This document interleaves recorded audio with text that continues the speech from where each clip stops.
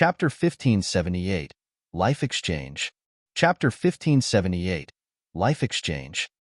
Su Zimo stood on the spot motionlessly. When the Patriarch of Hidden Death sect released his invisibility, he closed his eyes and even blocked his five senses. That was the only way his spirit perception could sense the existence of the Patriarch of Hidden Death sect. Actually, he could also see through the tracks of the Patriarch of Hidden Death sect using the Nether Glow Eye. However, even if he could see through it, it would be difficult for him to react. Not only did the Patriarch of Hidden Death sect conceal himself, his movement technique was extremely fast as he lingered around Su Zimo indeterminately. Su Zimo's nether glow, I could not keep up with the speed of the Patriarch of Hidden Death sect at all. He could only locate the Patriarch of Hidden Death sect with his spirit perception. However, that was not enough. Mahayana Patriarchs possessed the divine power of blood rebirth. It was extremely difficult to kill Mahayana Patriarchs. As for the Patriarch of Hidden Death sect, he would definitely be even more wary if he could not kill right away. It would be even more difficult to kill after the first attempt. Therefore, to Su Zimo, there would only be a single chance to attack. In such a tense and dangerous battlefield, Su Zimo's mind was calm instead, like an ancient well that was peaceful and emotionless. The Patriarch of Hidden Death sect did not appear. Su Zimo's eyes were closed, and he was motionless as well. Although everything seemed calm on the surface, everyone knew that there was a turbulent undercurrent beneath the calmness. Once it was released, raging tides would definitely be stirred. The atmosphere on the battlefield was turning increasingly tense. Even the living beings of the 10,000 races that were watching instinctively held their breaths and refused to blink. There was a high chance that life and death would be decided in the blink of an eye. Unknowingly, the fight between the primordial 6 races and the human race had gradually stopped as well. Both parties separated and watched Su Zimo on the battlefield. At that moment, even though Monkey and the others were extremely worried, they did not dare to advance rashly nor make a single sound for fear of affecting Su Zimo. At this moment, a single moment of distraction could result in death. Time slowly passed. Half an hour had passed. The Patriarch of Hidden Death sect did not appear nor did he attack. That half hour was an immense torture for the living beings of the 10,000 races present, as though half a year had passed. That was the terror of Hidden Death sect. Assassins of Hidden Death sect were extremely patient. As long as they did not appear, one had to be on guard without letting up at all. The Patriarch of Hidden Death sect seemed to have left. On the battlefield, Su Zimo's eyes were closed, as though he had fallen asleep. When even the living beings of the 10,000 races were getting impatient, Su Zimo's heart skipped a beat. Suddenly, ripples appeared on that water surface of the ancient well. A slender sword appeared diagonally behind Su Zimo and stabbed towards his head silently. The Patriarch of Hidden Death sect had finally attacked. Of course, by the time the living beings of the 10,000 races caught sight of that strike, the tip of the sword was already on Su Zimo's head. Suddenly, in a flash, a palm appeared on the wrist of the Patriarch of Hidden Death sect that was gripping his sword. It was strong and grabbed his wrist tightly. The thin sword had already touched Su Zimo's scalp and blood even flowed out, but it could not push down. Hidden Death sect specialized in assassination. However, their physiques and bloodlines were not that strong. Even Mahayana Patriarchs of Hidden Death sect could not compare to Su Zimo's Green Lotus True Body in terms of physique and bloodline. Desolate Marshal managed to defend against the killing move of the Patriarch of Hidden Death sect. A wave of shock and astonishment could be heard from the crowd. A look of surprise flashed through the eyes of the Patriarch of Hidden Death sect as well. Even he had not expected that Su Zimo would be able to see through his tracks and prevent his killing move. Su Zimo had the advantage and he had countless methods to severely injure the Patriarch of Hidden Death sect at such a close distance. In fact, he could snap the Patriarch of Hidden Death sect's wrist if he exerted strength.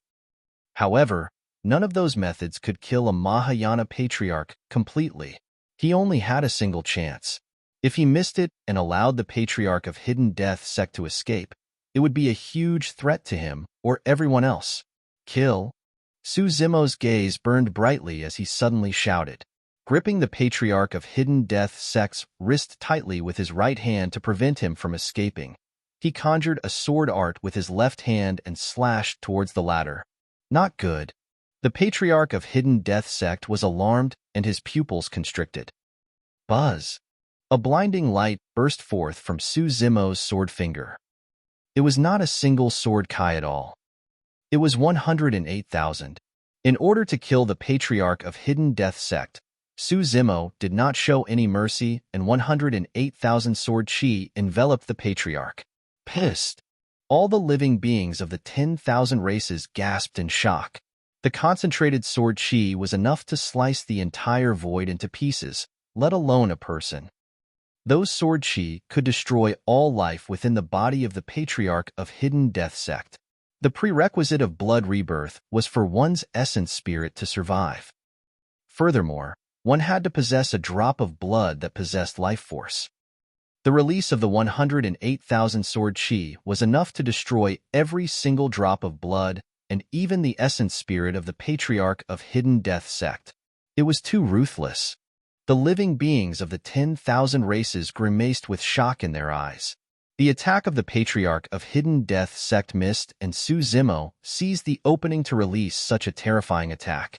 He did not give the Patriarch of Hidden Death sect a second chance to attack. Kill. Right then, a resolute look flashed through the eyes of the Patriarch of Hidden Death sect as he growled deeply as well. He ignored the 108,000 incoming sword chi and extended his other hand. A cold light burst forth from his sleeves and entered Su Zimo's chest. It was the second sword of the Patriarch of Hidden Death sect. Both parties suffered losses. Cries of surprises came from the crowd. Or rather, this could no longer be considered as an internecine outcome. They were exchanging lives instead. The Patriarch of Hidden Death sect knew that he would not be able to escape death. However, even if he had to die, he had to drag Su Zimo down with him. The two of them were way too close. Su Zimo held the wrist of the Patriarch of Hidden Death sect in his right hand and released the heaven-slaying sword chi with his left. He did not have time to defend against the sword at all. When the 108,000 heaven-slaying sword chi descended on the Patriarch of Hidden Death sect, the latter's sword stabbed his chest as well. Buzz. The sword quivered in his chest and released streams of extremely sharp sword intent, as though they wanted to tear everything apart. This was the final attack of a Mahayana Patriarch before his death. The Patriarch of Hidden Death sect released his full power without holding back at all. Swoosh! A green streak of light flew out from Su Zimo's head. The Creation Lotus platform protected the black-haired essence spirit and burst forth, escaping from the battlefield rapidly. Poof! Poof! The moment the Creation Lotus platform left, Su Zimo's green lotus true body was sliced into pieces by the final slash of the Patriarch of Hidden Death sect, turning into a pile of flesh. His organs were sliced into pieces and fresh blood dripped in a terrifying sight. However, it was even worse for the Patriarch of Hidden Death sect. He was turned into a blood mist by the 108,000 heaven-slaying sword chi. Chapter 1579. Blood Rebirth? Chapter 1579. Blood Rebirth? The outcome of the fight was decided in a flash. To be precise, life and death was decided in less than a single breath. Unexpectedly, the Patriarch of Hidden Death sect was dead. As a half-martial ancestor, Desolate Martial actually crossed a major cultivation realm and killed a Mahayana Patriarch. However, the price was truly tragic. The Green Lotus true body was shattered by the Patriarch's final slash, turning into a pile of bloodied flesh that was completely crippled. Even if Desolate Martial's essence spirit survived under the protection of the Creation Lotus platform, he no longer posed a threat after losing his Green Lotus true body. From this moment on, the strongest monster incarnate in history who dominated Tianhuang mainland and suppressed the titular disciples while overwhelming the young masters of the primordial races, had become a thing of the past. "Brother," Su Xiaoning exclaimed softly with reddened eyes and tears rolling down her cheeks. Sigh. Monkey, the spirit tiger, and everyone else sighed as well. On the other hand, Night Spirit was expressionless. The living beings of the 10,000 races had conflicted expressions. Some of them looked regretful while others gloated. For the young masters of the primordial 6 races, although the outcome was slightly worse than they had imagined, it was acceptable. Although Desolate Marshal was not dead, he was already a cripple in their eyes. It was only then that the young masters of the primordial races heaved a sigh of relief and relaxed, smiling once more. On the other hand, Rakshasa Yu frowned slightly. Wonder if that detestable person will appear now that his clone is destroyed? Rakshasa Yu lamented internally. I hope he doesn't come. Even if he does, it's useless and he'll die here. Desolate Marshal, I'll admit that you're very strong. To think that you could kill a Mahayana Patriarch, like me who was a major cultivation realm above you. The voice of the Patriarch of Hidden Death Sect reverberated through the air. The essence spirit of the Patriarch of Hidden Death Sect was destroyed by the heaven-slaying sword Qi, and the current voice was merely a remnant consciousness that he left in the world. However, I'm going to tell you, even if you can kill me, I'll make you pay a painful price. Ha ha ha. Although I'm dead, it won't be for naught if I can destroy such a powerful monster incarnate. If anyone mentions Desolate Marshal in the future, they'll definitely think of me as well. I'll definitely be recorded in the books of history. Everyone will remember that I was the one who crippled Desolate Marshal's Green Lotus true body. I was the one who knocked the number 1 monster incarnate in history down from his pedestal. The remnant consciousness of the Patriarch of Hidden Death Sect roared in laughter. I'm afraid I'll have to disappoint you. Right then, the Creation Lotus platform flew over from afar. Suzimo's voice sounded from within. One after another, pink lotus petals opened and a resplendent glow spread, revealing a black-haired essence spirit that was in a lotus position. What did you say? The remnant consciousness of the Patriarch of Hidden Death Sect hollered. The black-haired essence spirit rose and channeled his spirit consciousness, saying slowly, Green Lotus true body, condense. The void was filled with a strange noble might that possessed a tremendous amount of life force. Under countless gazes, the shattered flesh of the Green Lotus true body gathered and reconstructed rapidly. In the blink of an eye, the Green Lotus true body reappeared. His entire body looked transparent and flawless. As his blood qi surged, his organs were filled with a tremendous amount of life force. The massive battlefield was silent. All the living beings watched with eyes widened in disbelief. What is this? Blood rebirth? Countless questions surfaced in the minds of the living beings of the 10,000 races. It looked exactly the same as the blood rebirth of a Mahayana Patriarch. Desolate Marshal has already entered the Mahayana realm and became a Mahayana Patriarch? No, he's still a half-martial ancestor. How is that possible? It's the Creation Green Lotus. It must be the Creation Green Lotus. A cultivator shouted, The Creation Green Lotus is an utmost treasure of the universe and stole the creation of the universe. At every stage of its growth, it possesses unimaginable mysteriousness. The black-haired essence spirit's spirit consciousness moved and transformed into a green streak of light with the Creation Lotus platform, entering the glabella of the Green Lotus true body and returning to his consciousness. The cultivator was only half right. If it was merely a grade 7 Creation Green Lotus, it would not possess such a mysterious power.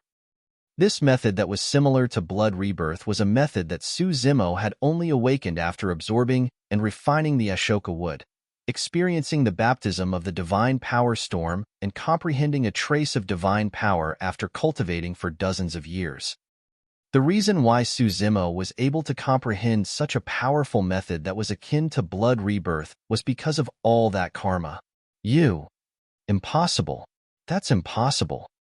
When the remnant consciousness of the Patriarch of Hidden Death sect sensed that, he entered an endless frenzy and howled hysterically. Initially, he could have left without regrets. But now, his heart was filled with indignance and resentment. The reconstruction of Su Zimo's Green Lotus true body meant that he had died for nothing. Desolate Marshal killed him across a major cultivation almost perfectly. Ab. The remnant consciousness of the Patriarch of Hidden Death sect howled in the battlefield. Su Zimo's expression was cold as he chanted Sanskrit. Boom. The voice of the Patriarch of Hidden Death sect stopped abruptly.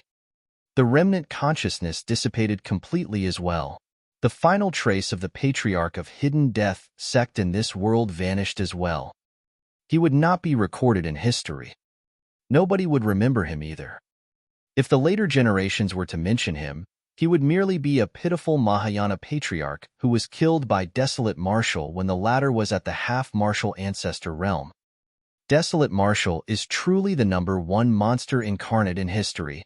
To possess such a method that's similar to blood rebirth at the half-martial ancestor realm, he's almost immortal at the half-martial ancestor realm. That's right.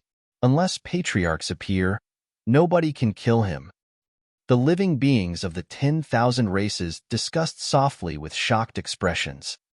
Although there was no progress in the 10,000 race meet this time round, none of the living beings of the 10,000 races felt that they had wasted their time coming here.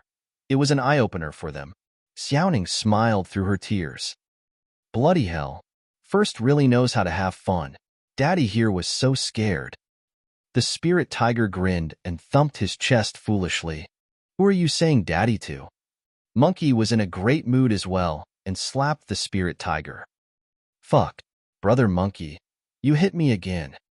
The spirit tiger glared and turned to Night Spirit. Fifth, help me. Brother Monkey only knows how to bully me. So what if I bully you? Monkey rolled his eyes and started fooling around with the spirit tiger. Night Spirit watched everything quietly with a familiar warmth in his heart as he smiled. No matter where he was or who he was, the sibling feelings between them had not changed at all. Even back then when Monkey and the others knew of his background, their attitudes towards him did not change at all. There was no fear or resistance. In the eyes of Monkey and the others, Night Spirit was the fifth and not a taboo. Anyone who bullied him would be going against the 7 of them siblings. Chapter 1580, Tian Kue and Ditsong. Chapter 1580, Tian Kue and Ditsong. Although Su Zimo had killed the Patriarch of Hidden Death sect, his expression was becoming grimmer and he was not relaxed. The situation was extremely disadvantageous for him now that a Mahayana patriarch had appeared so quickly. If the 10,000 race meet this time round was only between conjoint body mighty figures and half-martial ancestors, it would naturally not pose any threat to the Green Lotus true body. However, that was impossible. At that moment, who knew how many Mahayana patriarchs were watching from behind Enigma Palace? If Mahayana patriarchs appeared one after another, the Green Lotus true body would not be able to defend against them. The fact that he could kill the Patriarch of Hidden Death sect did not mean that he could fight a Mahayana patriarch head-on. Firstly, Hidden Death sect cultivators specialized in assassination and were not strong in head-on combat. Secondly, the Patriarch of Hidden Death sect had misjudged Su Zimo. He had not expected that Su Zimo would be able to see through his tracks. He had not expected that Su Zimo would be able to regrow his flesh as well. A single mistake was enough to determine life and death, let alone two. The death of the Patriarch of Hidden Death sect was not unjustified. But now, Su Zimo's trump card of the rebirth of his Green Lotus true body had already been exposed, and his 108,000 heaven-slaying sword chi was released as well. He had almost no trump cards left.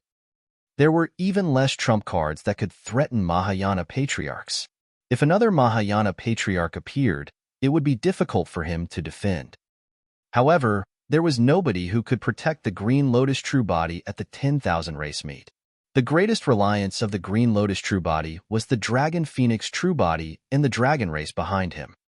However, The Dragon Phoenix true body was still breaking through to the Mahayana realm in the barbarian race. He could only try his best to delay time and wait for the Dragon Phoenix true body to arrive. If I'm not wrong, that should be Desolate Martial's brother, the primordial taboo called Night Spirit, the Ho. Right then, the sect master of Heavenly Dipper sect stood up and pointed to Night Spirit beside Monkey, shouting. Night Spirit did not revert to his true form and was still in his human form. Even the primordial races had not noticed him. But now that the sect master of Heavenly Dipper sect exposed Night Spirit's identity, it attracted the attention of the primordial races. Every single one of the primordial races did not conceal the killing intent in their eyes. It was even more so for Goddess Xiaoxiang of the God race. Su Zimo's gaze was cold as he looked at the sect master of Heavenly Dipper sect and said icily, "You must truly be tired of living. Yufu, Desolate Martial sure is cocky." Right then, a cold voice sounded from midair with a hint of mockery. Nobody could find the origin of that voice. Su Zimo's heart skipped a beat as he looked behind the sect master of Heavenly Dipper sect. It was initially a void with nothing there. Suddenly, a crack appeared in the void, as though someone had sliced a gigantic hole. Immediately after, a figure walked out slowly from the crack. The 10,000 races were shaken. Even some cultivators with lower cultivation realms could sense that a Mahayana Patriarch had arrived. He tore through the void. This was a power that only Mahayana Patriarchs could control. The figure wore a faint blue Taoist robe that shone faintly. He stood in the void with his hands behind his back, as though he had transformed into the firmaments. The glimmering light on his body was the vast stars. The moment the figure walked out, it was filled with a tremendous might.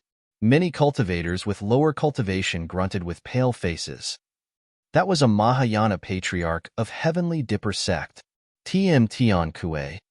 Patriarch Tian Kue looked down at Su Zimo and said slowly, "Desolate Martial, you're so domineering. Are you going to kill me as well?" "I heard that someone wants to kill our sect master." Right then, another voice sounded. In the skies above the malevolent earth sect cultivators, the void cracked once more as a sinister wind gusted. In the depths of the dark void, a pair of pale hands reached out and tore the crack apart as a figure burrowed out. It was another Mahayana Patriarch. The Mahayana Patriarch was a skinny old man. His face was pale, but his expression was extremely ruthless. The moment he descended above Enigma Palace, he surveyed his surroundings with a murderous intent. Malevolent Earth Sect's Patriarch. "Ditsong, you're here too?"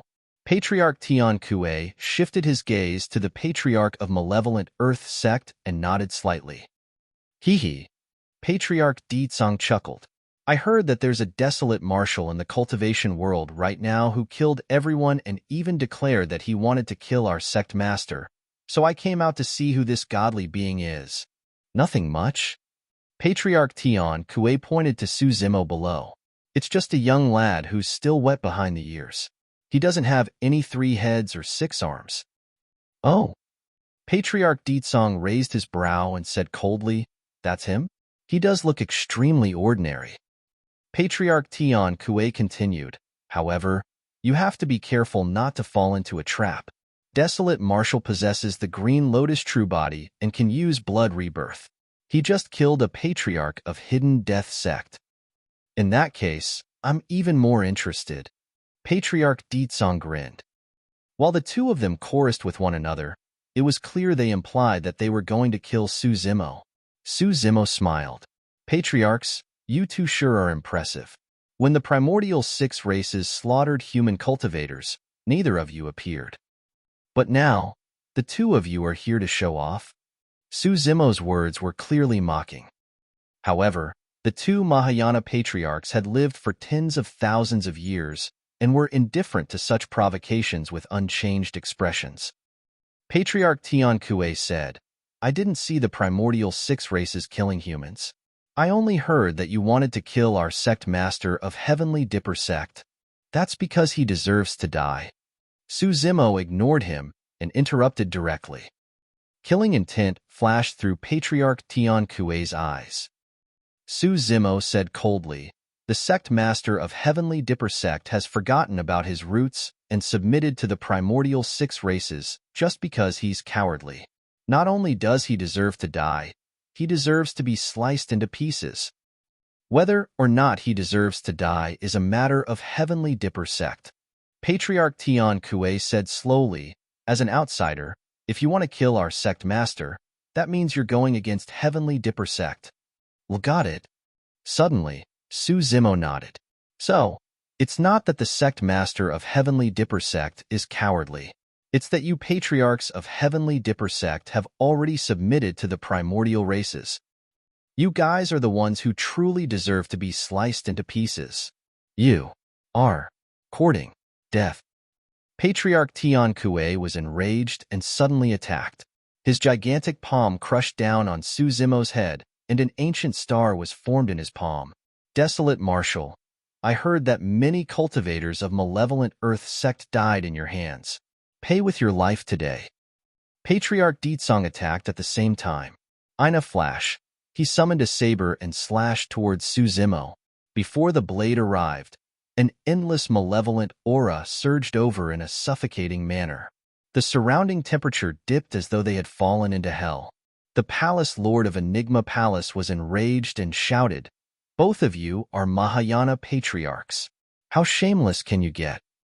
Unfortunately, the 2 Mahayana Patriarchs ignored the reprimand of the palace lord of Enigma Palace and were bent on killing Desolate Marshal. Chapter 1581, White-Bloused Woman. Chapter 1581, White-Bloused Woman. Desolate Marshal doesn't have any backing. Even if Ethereal Peak and 100 Refinement Sect are backing him, it's useless. There's no Mahayana Patriarch to support him. That's right. Now that Patriarchs of Heavenly Dipper sect and Malevolent Earth sect have appeared and no Mahayana Patriarch is here to help him, Desolate Marshal is in danger.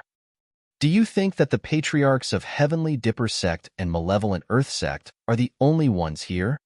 Another Grand Demon sneered, "Let me tell you, there are countless Patriarchs of the primordial races watching. The moment they appear, they'll definitely attack as well. At that time, there will truly be rivers of blood." That's right. These Patriarchs of the primordial races are waiting for Mahayana Patriarchs of the human race to appear. At this moment, any Mahayana Patriarch that dares to appear and help Desolate Marshal will have to die. Think about it, it's not easy to cultivate to become Mahayana Patriarchs, and none of them are related to Desolate Marshal. Why would any of them want to implicate themselves and die for his sake? The living beings of the 10,000 races discussed in secret and analyzed the situation. Boom! On the battlefield, Patriarch Tian attacked and his gigantic palm crushed down with the might of a star with a loud bang. Su Zimo conjured hand seals with both hands and 3 balls of flames of different colors appeared beside him instantly. The immortal, Buddhist, and Fiend Dao fires. Condense. Su Zimo called softly. 3 Dao fires gathered rapidly before him. A blazing essence spirit Dao fire burst forth from Su Zimo's glabella and entered the 3 Dao fires. The Kacharati Dao fire descended. Su Zimo condensed the Kacharati Dao fire and burned it towards the gigantic palm that descended from the skies. At the same time, the saber of Patriarch Ditsong descended with a malevolent aura that almost froze the surrounding void. The blood chi of the green lotus true body surged and a beam of light flashed as the Creation Lotus platform flew out. Su Zimo gripped the Creation Lotus platform and smashed it towards the saber coming from the side. Clang! The Creation Lotus platform collided with the saber and sparks flew everywhere with a crisp sound. Su Zimo grunted, and the Creation Lotus platform was sent flying. The flesh on his arm exploded into a blood mist right in front of everyone. The power of that slash from Patriarch Ditsong was way too strong. Even with the protection of the Creation Lotus platform neutralizing most of the power, one of Su Zimo's arms was still shattered. It's over. Desolate Marshal will definitely die if the star in Patriarch Tian palm descends. The living beings of the 10,000 races shook their heads gently. Right then, The Kacharati Dao fire collided with the star in Patriarch Tian Kuei's palm. Swoosh! The fire refined the star. The gigantic ancient star could not descend against the searing of the Kacharati Dao fire. The two different powers collided in midair and were evenly matched. This dharmic art of desolate martial can actually fight against the power of a Mahayana patriarch. A wave of shock and astonishment could be heard from the crowd. Humph! Patriarch Tian Kuei sneered. What a final struggle. Let's see how much longer you can last. The moment he said that, his eyes flashed coldly and the gigantic star exploded, causing dust and gravel to fly everywhere. Countless meteorites scattered and drowned the Kacharati Dao fire before long. As for Su Zimo, his blood chi surged and his severed arm regrew at an astonishing speed in the blink of an eye. However, Patriarch Ditsong was not slow either. The moment Su Zimo's arm was regrown, the attack of Patriarch Ditsong descended once more. The saber in his hands trembled and transformed into countless saber shadows. At an extremely tricky and strange angle, it stabbed upwards towards Su Zimo's throat. Swoosh! Su Zimo's wings flapped and lightning flashed on his body as he transformed into a golden streak of light and fled into the distance. Suddenly, a tremendous pressure descended. Patriarch Tian Kuei attacked once more and hollered softly, "Astral illumination." Suddenly, a gigantic star appeared in the firmaments and a beam of light descended onto Su Zimo. An incomparably strong power reverberated through the void. It was a divine power. The dharmic power wings on Su Zimo's back shattered instantly, unable to defend against the power of the starlight. At the same time, the lightning arcs on his body were dispersed by the starlight. Su Zimo spat out a mouthful of blood and his figure appeared. Under the envelopment of the starlight, it would be extremely difficult for him to move normally, let alone escape far away. Beads of blood seeped out from the green lotus true body. In the blink of an eye, his clothes were drenched in blood. A series of cracking sounds echoed from Su Zimo's body, and his bones felt like they were about to break under the envelopment of the starlight. In less than 10 breaths, his green lotus true body would be suppressed into a blood mist. Furthermore, this time round, he had no chance of surviving. His essence spirit could not escape from the envelopment of the astral illumination divine power. There was no chance for him to release blood rebirth either. The pressure that was everywhere had already reached the limits of the green lotus true body. Su Zimo's vision was turning blurry. Suddenly, his spirit perception sensed an even colder killing intent. Perhaps it wouldn't even take 10 breaths for him to die. That was because Patriarch Ditsong had already closed in. Ethereal opening. Patriarch Ditsong hollered softly, and a layer of dark power condensed on his saber, emerging from the depths of the 9 hells in a cold and sinister manner. The power of divine powers spread and the void trembled. 2402:800:6118:9F09 C95:527F99E2:5F2. Another divine power descended. Even against a half-martial ancestor like Su Zimo, the two patriarchs did not show any mercy and released their divine powers right away. "Brother!"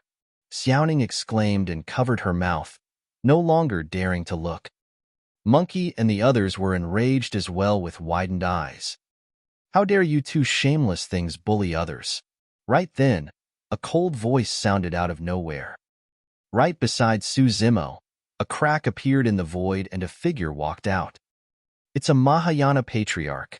Who is this Mahayana Patriarch who would actually dare to help desolate Marshall at this time? He's truly not afraid of death. As everyone discussed, a woman walked out from the crack. She had black hair like a waterfall and wore snow-white clothes. Her skin was ice-like with bones that resembled jade. Born beautiful and flawless, she was so devastatingly ravishing that even words failed to describe her. Demoness Ji was a beauty who could bewitch the entire world.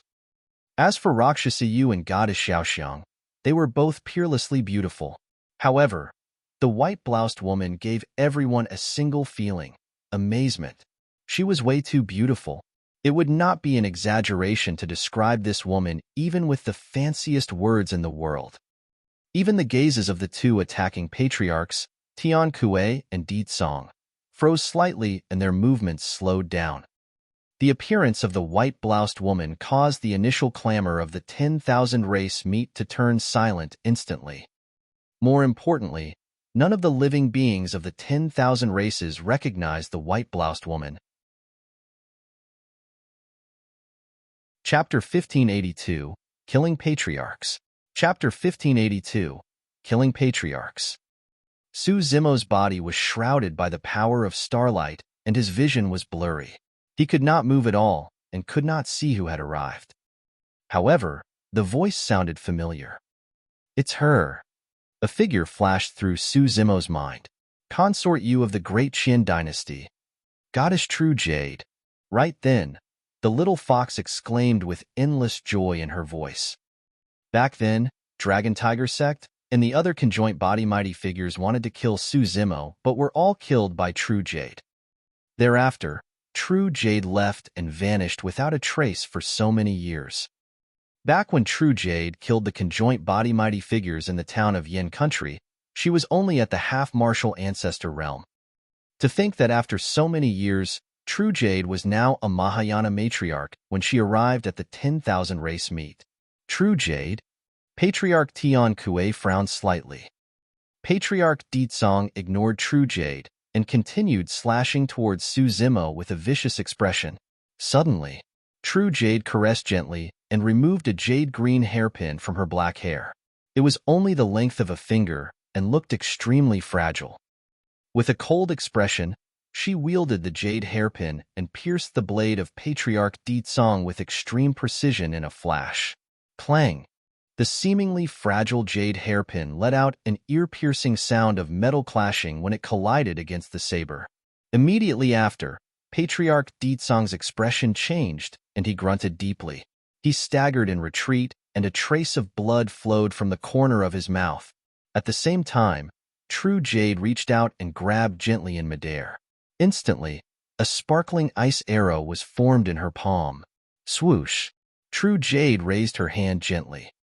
The ice arrow was cold and transformed into a cold streak of light, reversing the power of starlight and piercing towards the gigantic star in the firmaments. The starlight that enveloped Su Zimo shattered after the ice arrow descended. Boom! A loud bang sounded when the ice arrow struck the star. The ancient star was penetrated by the ice arrow and shattered, disappearing into the firmaments with a layer of frost on its surface. Mid-stage Mahayana. The two patriarchs, Tian and Di Song, exclaimed in shock. Under normal circumstances, one could advance to the early-stage Mahayana realm after comprehending a lesser divine power. One could only advance to the mid-stage Mahayana after comprehending more than 10 lesser divine powers. However, there was a rift between mid- and late-stage Mahayana. That was because at mid-stage Mahayana, one would not be able to advance to late-stage Mahayana no matter how many lesser divine powers they comprehended. One could only advance to late-stage Mahayana after comprehending a greater divine power. Patriarchs could only reach the perfected Mahayana realm if they continued cultivating and comprehended more than 10 greater divine powers.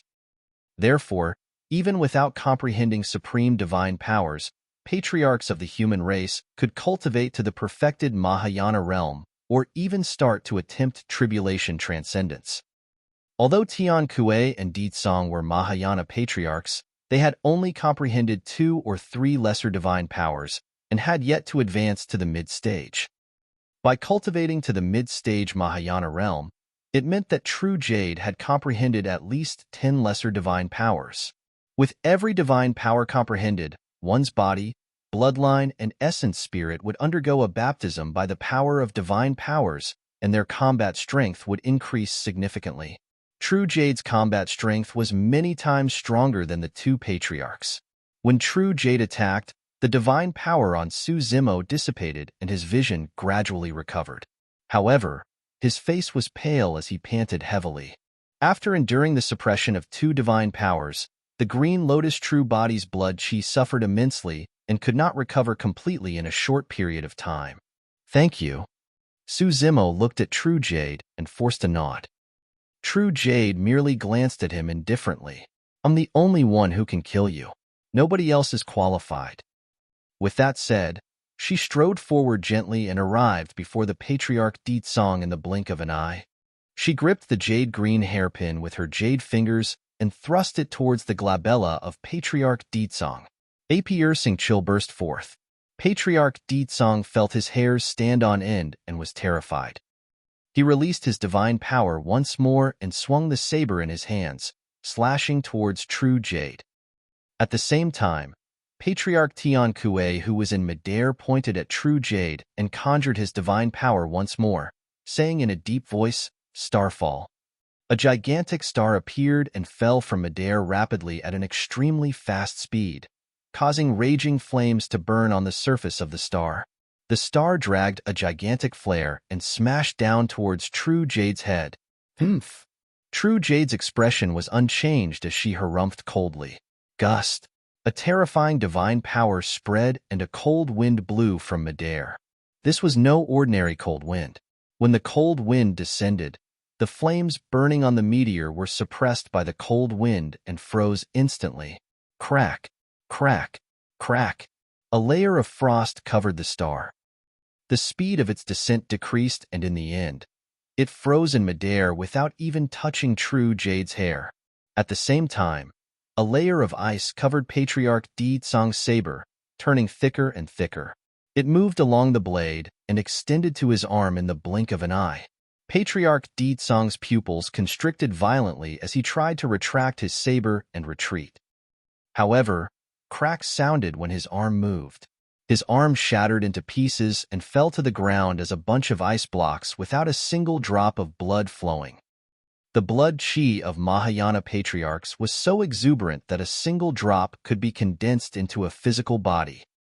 However, when that gust of cold wind descended, their blood chi was completely frozen. Patriarch Song's feet moved and cracks sounded as well. The next moment, he could no longer feel his own flesh. A chilling intent surged into his consciousness. The power of the gust divine power had already surged into his consciousness through his body. Right then, the jade hairpin descended and pierced the glabella of Patriarch Song right under his watchful gaze. A small hole appeared on his glabella. Not a single drop of blood flowed out. The light in the eyes of Patriarch Song dimmed as he fell stiffly. When he fell to the ground, his body shattered, turning into sparkling ice blocks. All the living beings of the 10,000 races were dumbfounded when they saw that and kept quiet out of fear. A Mahayana Patriarch was frozen to death just like that. Swoosh! In midair, Patriarch Tian's figure flashed, and he wanted to escape. However, True Jade raised her hand gently and gigantic ice blades burst forth from the void beneath Patriarch Tian. They were thousands of feet tall and extremely sharp. The gigantic ice blades soared into the skies. Blood flashed. The body of Patriarch Tian was sliced into pieces by the gigantic ice blades. Immediately after, there was a jade-green flash. Patriarch Tian's essence spirit had just escaped.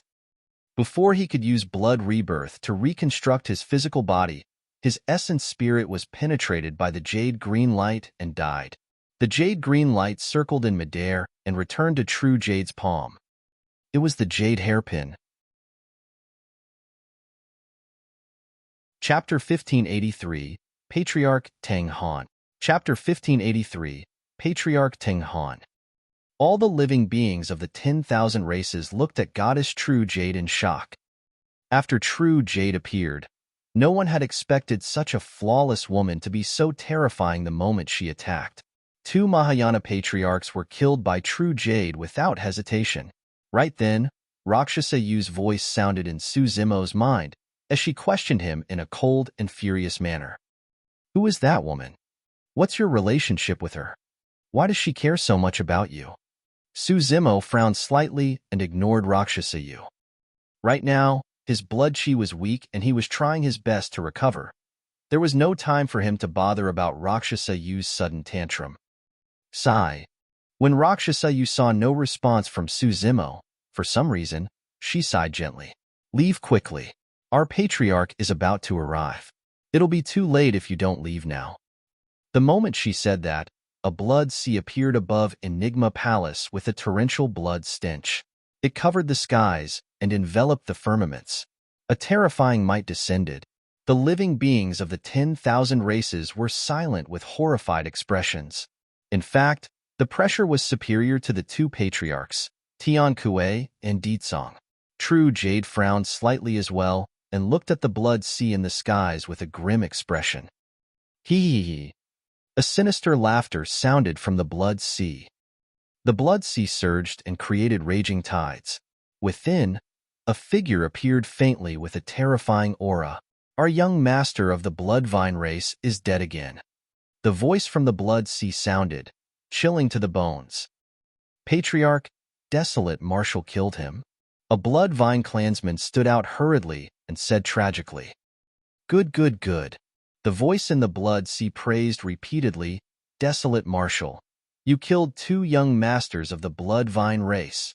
I, Teng Han, will make you regret coming to this world today. Before his sentence was finished, the endless blood sea that blanketed the skies gathered at a visible speed. In the blink of an eye, the endless blood sea transformed into a figure. Pissed. The living beings of the 10,000 races gasped in shock. It was unimaginable how terrifying the power of such a massive blood sea was. But now, such a tremendous power was condensed in the body of a bloodvine. How strong was he? The Bloodvine Patriarch stood in midair and was dressed in a blood-colored robe. He was a middle-aged man and descended slowly with a ruthless expression. Greetings, Patriarch Teng Han. Many Bloodvines knelt on the ground and shouted with respectful expressions. Rise. Patriarch Teng Han nodded slightly and surveyed his surroundings. The killing intent in his eyes intensified as he looked at the corpses of the Bloodvine race on the ground. The primordial 6 races suffered considerable losses as well in their battle against the human cultivators. This time round, there were hundreds of Bloodvine that came. The battle earlier killed close to 100 of them. Furthermore, the young master of the Bloodvine race was killed by Suzimo. Fifth, this Bloodvine is a little strong. The spirit tiger was secretly alarmed and sent a voice transmission. I merely took a single look at him and I felt my bloodline stir, showing signs of gushing out. Wonder if Goddess True Jade can stop him? Little Fox was worried. It's hard to tell. Night Spirit shook his head gently. This Patriarch Teng Han's cultivation is higher than Goddess True Jade? Monkey asked with a frown. Night Spirit shook his head. Not really. This Patriarch Teng Han is only at early stage Mahayana. After a brief pause, he continued, however, the bloodline of the primordial races is innately strong. Even at early stage Mahayana, their combat strength after their innate divine powers transform their bodies, bloodlines, and essence spirits is equivalent to a human comprehending more than 10 lesser divine powers. You mean to say that the combat strength of an early-stage Mahayana is equivalent to a mid-stage Mahayana of the human race? Monkey's heart skipped a beat. They're either comparable or stronger. Night Spirit nodded. He said, when the primordial races grow to the mid-stage Mahayana realm, it's equivalent to humans comprehending more than 10 greater divine powers. They can fight against perfected Mahayana patriarchs of the human race. If the primordial races grow to the late-stage Mahayana realm, even without comprehending any supreme divine powers, their innate divine powers will grow to a supreme level. Monkey and the others were shocked. Ching asked hurriedly, you mean to say that the moment a primordial race advances to become a late-stage Mahayana patriarch, it's equivalent to comprehending a supreme divine power? For humans, comprehending a supreme divine power was equivalent to being an emperor. Night Spirit nodded.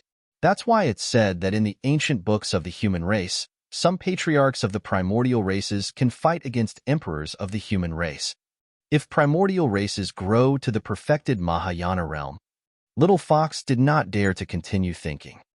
Night Spirit said, "A primordial race at the perfected Mahayana realm is equivalent to possessing two supreme divine powers. Once a primordial race comprehends a supreme divine power and becomes an emperor, it means that even the most ordinary emperors of the primordial races possesses three supreme divine powers." No wonder. A look of realization flashed through Monkey and the other's eyes. Back in the ancient war, although the human race welcomed the Golden Era and the cultivation civilization reached its peak with multiple emperors, they were still steadily defeated. Most emperors of the human race could not go against emperors of the primordial races. This was the reason. As long as a human patriarch comprehended a supreme divine power, he could become an emperor.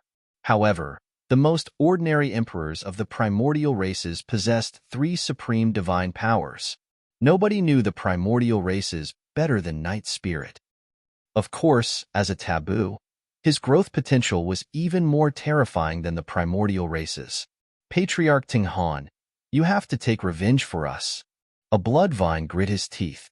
These human ants are getting more daring. They even dare to resist. That's right. Another bloodvine said hatefully, "Young Master Tung Luo died in an unjust manner. Desolate Marshal was the one who ambushed him and killed him with a single arrow." Don't worry. Patriarch Teng grinned sinisterly. He'll let these human ants know who are the true masters of Tianhuang mainland.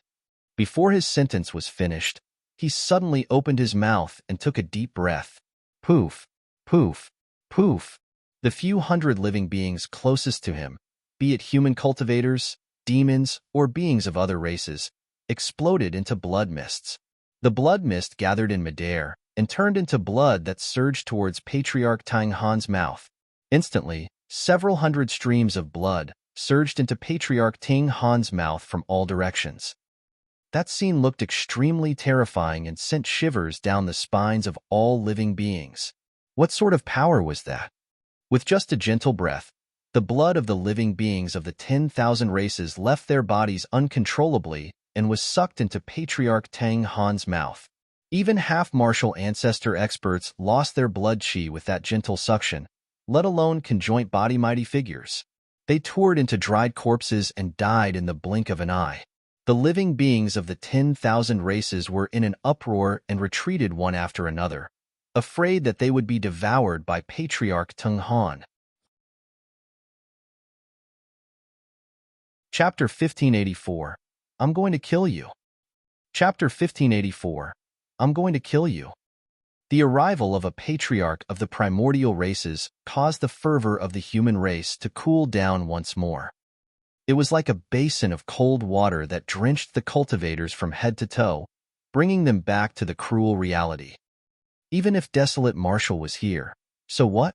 Once the 10,000 race meat reached the level of the patriarchs, almighty figures and half-martial ancestors were nothing but ants.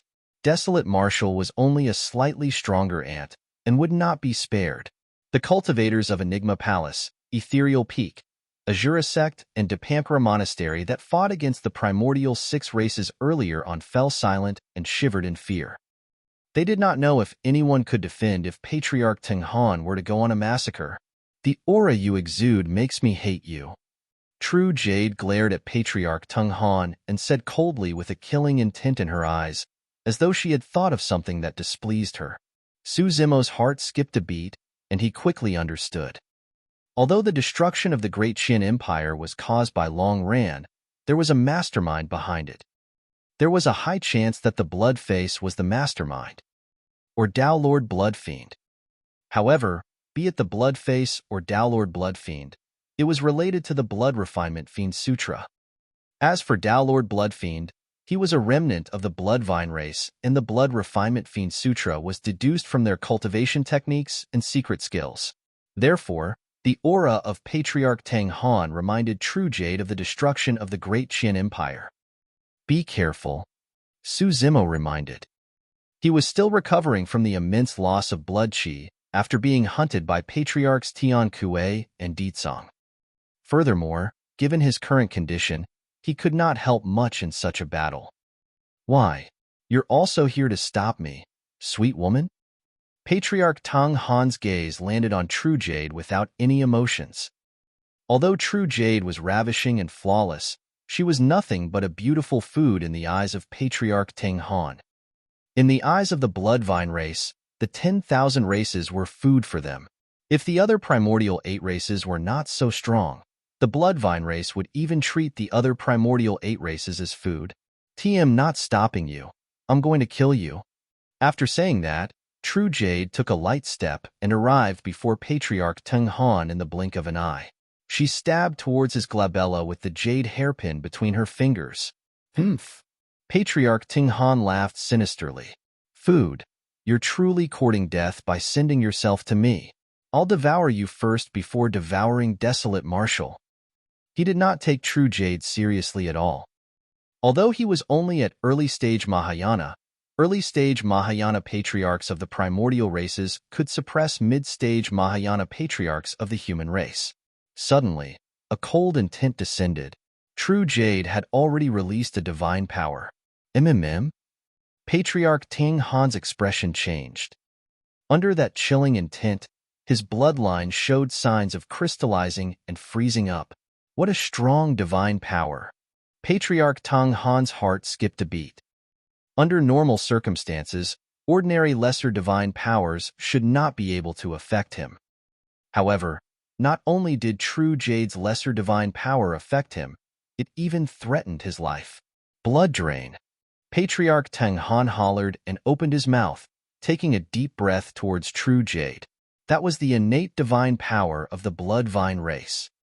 By the time he entered the Mahayana realm, that innate divine power had already grown to the point where it was not weaker than the lesser divine powers of the human race. Under the envelopment of the blood-drain divine power, the bloodline of any living being would surge towards the Bloodvine race.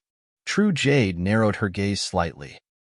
The blood-drain divine power descended, and she could clearly sense her bloodline stir, wanting to leave her body. If Patriarch Teng Han absorbed her bloodline, her blood chi would deplete while his would rise. She would definitely lose with that exchange. Humph. True Jade's expression was unchanged as she channeled her spirit consciousness and released a second divine power immediately. A cold aura rose from her body and almost froze her bloodline even. Instantly, Patriarch Teng Han's blood-drain divine power lost its effect. The jade hairpin between True Jade's fingers had already arrived at Patriarch Teng Han's glabella. Clang! Patriarch Teng Han's glabella shone and a blood gourd flew out, colliding with the jade hairpin with a crisp sound. "Since you won't let me drink your blood, I'll let you have a taste of mine." Patriarch Teng Han grinned and threw the blood gourd in midair. The bottom of the gourd faced up and the mouth of the gourd faced down as a large pool of blood poured down and enveloped True Jade. That blood was no ordinary bloodline. It was essence blood that Patriarch Teng Han had refined for many years. A single drop of a Patriarch's essence blood from Teng Luo's storage bag was enough to cripple the ancient unique treasure, the Dermic Breaking Bow. With that amount of a Patriarch's essence blood, even a Dermic treasure could very well lose its power and could not be used if it was tainted. Puny tricks. True Jade had a fearless expression and there was no fluctuation in her eyes. Suddenly, she opened her mouth and spat out a white frost chi that blew at the Patriarch's essence blood that splattered in midair. Crack, crack, crack. The large amount of Patriarch's essence blood froze in midair instantly. However, there was an extremely evil power within the Patriarch's essence blood that wanted to break out of the ice. Burn it. Suddenly, a scarlet glint flashed through True Jade's eyes as she tapped her finger gently. A ball of divine power flames appeared beneath the frozen Patriarch's essence blood. The collision of the ice and fire powers instantly refined the Patriarch's essence blood into nothingness. This time round, Patriarch Teng Han's expression changed starkly. Initially, he thought that True Jade merely specialized in water divine powers and was not much of a threat to him. To think that True Jade was not only in control of many water divine powers, but also fire divine powers. In essence, the Bloodvine race was still plants that gained sentience and feared fire the most. That was the reason why the Bloodvine race suffered such a huge loss when Su Zimo released the Kacharati Dao fire on 6 Stars Mountain.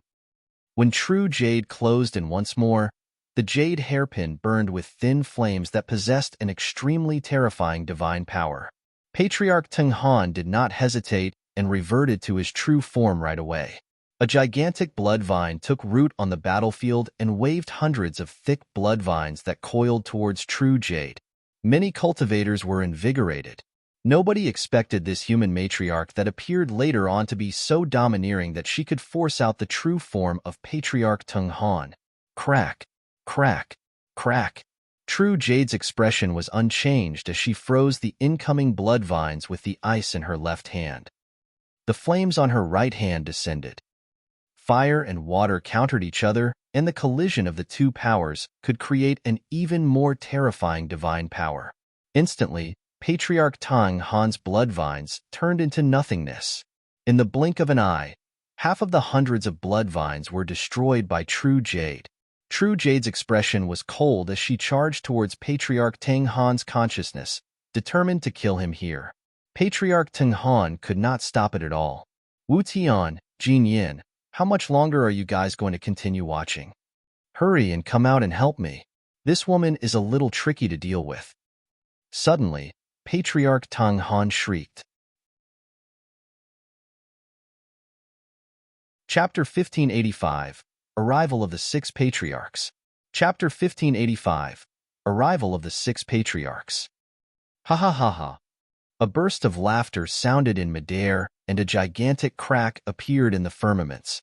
Boundless golden light burst forth from within and was blinding, illuminating the night skies like daylight. All the living beings of the 10,000 races raised their heads. 5 figures walked out slowly from the gigantic crack. The 5 figures descended upon the world and cracks appeared in the void, as though the entire world could not accommodate them. Endless light surged. The world changed. A tremendous might descended, and the living beings of the 10,000 races let out dull grunts. These were 5 Mahayana patriarchs of the primordial races that had arrived at Enigma Palace at the same time. Including Patriarch Teng Han of the Bloodvine race, all 6 of them were here. Among the 5 figures, the one in the middle was tall with golden hair, blue eyes, and was incomparably handsome. Wearing golden battle armor, his golden blood chi surged and his eyes shone with a divine light. The God Race's Patriarch Shenyu. On his left was a cultivator in dark green robes with a hood that concealed his face. The hood of the dark green-robed cultivator could only reveal 2 sinister green beams. This was Wu Tian that Patriarch Teng Han was referring to. He was from the witch race. On Patriarch Shun Yu's right was a cold-faced man. He was expressionless and looked no different from a human. However, there was a thin blood scar on his glabella that resembled an eye. When the cold-faced man shifted his gaze, the voids everywhere he laid sight on collapsed. Patriarch Tsang Ming of the Heavenly Eye race. The 2 people on the most left and right of Patriarch Shunyu had wings. However, the one on the right was extremely ugly with a green face and bared fangs like a malevolent ghost. His pitch-black meat wings flapped, and he emanated an evil aura. It was Patriarch Li Ying of the Rakshasa race. The person on the left had a human body and a bird's head. His golden wings burned with scorching flames, and he had a sharp gaze. He was in the shape of a half-human bird. This was Patriarch Jin Yin that Patriarch Teng Han mentioned, and he was from the Golden Crow race. When the patriarchs of the primordial 6 races arrived, a terrifying might descended and all the living beings of the 10,000 races kept quiet out of fear. Even True Jade frowned slightly and her expression turned grim. However, she had no intention of stopping and still wanted to kill Patriarch Teng Han. On the right, Patriarch Li Ying grinned and said mockingly, Teng Han, why can't you even take down a woman from the human race? Have you gone soft? Hee hee. Patriarch Jin Yin on the left flapped his golden wings and laughed as well.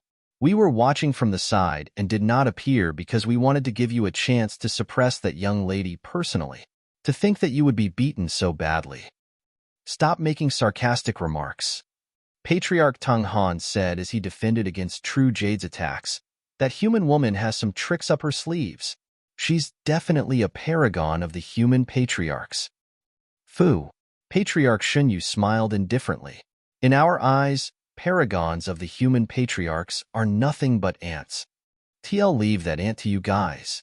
Right now, I only want to kill Desolate Marshal. Patriarch Teng Han said hatefully. Patriarch Shunyu looked to his sides and asked indifferently, which of you wants to attack? TL do it. The Rakshasa Patriarch, Li Ying, glared at True Jade with lust in his eyes as he laughed menacingly. The female slaves I have aren't of her caliber. I can capture this woman and train her up, hee. The moment he said that, Patriarch Li Ying flapped his pitch-black wings. A wild gust of wind howled, and Patriarch Li Ying's figure vanished. When he reappeared, he was already behind True Jade, extending his greenish-black palm towards her shoulder. Although it was almost impossible for True Jade to be distracted in her fight against Patriarch Teng Han, she sensed it the moment Patriarch Li Hung vanished. She sidestepped and created a series of afterimages behind her, avoiding Patriarch Li Ying's dirty and ugly palm. Fu. Patriarch Li Ying laughed and placed a wisp of black hair beneath his nose. He took a deep breath and revealed an intoxicated expression. How fragrant! An extremely disgusted expression appeared on True Jade's face, and she felt like vomiting. Although she dodged swiftly, a wisp of her black hair was yanked off by Patriarch Li Ying. Yes, that's the expression. Patriarch Li Ying looked at the disgust on True Jade's face and was delighted instead of furious. The more you hate it now, the more excited I'll be when you submit to me. Disgusting, True Jade said coldly. Many living beings cursed internally as well. However, the living beings of the 10,000 races did not dare to reveal it on their faces, afraid that they would be targeted by Patriarch Li Ying. It's fine. In a flash, Patriarch Li Ying vanished from the spot and transformed into a dark streak of light that circled around True Jade. You'll definitely like it in the future. Ha ha ha ha. His voice flickered left and right, upper and lower at times. It was erratic without any pattern and could not be determined.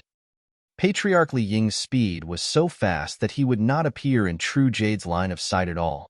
Even if True Jade released her spirit consciousness would be disrupted by the divine power released by Patriarch Li Ying, and she would not be able to sense his exact location.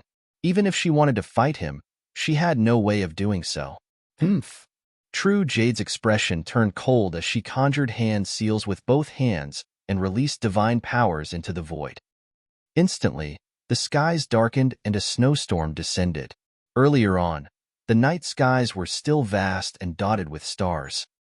In the blink of an eye, dark clouds filled the skies and the entire place was covered in ice. Snow filled the entire place, and the temperature of Enigma Palace plummeted with a chilling wind. That was the power of divine powers. Under the cold weather, Patriarch Li Ying's figure was naturally affected. More importantly, Patriarch Li Ying's figure was completely exposed under the snowstorm. The dark light was extremely striking in the white snow. Kill. True Jade's gaze was cold as she finally locked onto Patriarch Li Ying. She raised her fair hand gently, and a jade-green light flashed in the snowstorm. Poof! A flash of blood appeared in midair. Patriarch Li Ying grunted dully, and his figure was exposed, standing in midair. A bloody hole appeared on his meat wing, and fresh blood flowed down from it. This was not a fatal injury for Mahayana Patriarchs. However, many cultivators were invigorated. Goddess True Jade was stronger than anyone had imagined. Young lady, you've hurt me. Finally, Patriarch Li Ying could not smile any longer. With a dark expression, he said coldly, I'm going to be serious next. On the other side, Patriarch Teng Han broke free from True Jade's pursuit and dozens of blood vines tore through the air and coiled towards Su Zimo. Desolate Marshal. Patriarch Teng Han's voice sounded with a chilling intent. Die. Chapter 1586, Challenging a God. Chapter 1586, Challenging a God. Swoosh. Su Zimo conjured hand seals and 3 balls of flames appeared beside him instantly, releasing the Scarlet Flame revolving lantern to defend against Patriarch Teng Han's attack. However, Patriarch Teng Han's combat strength was comparable to a human mid-stage Mahayana Patriarch.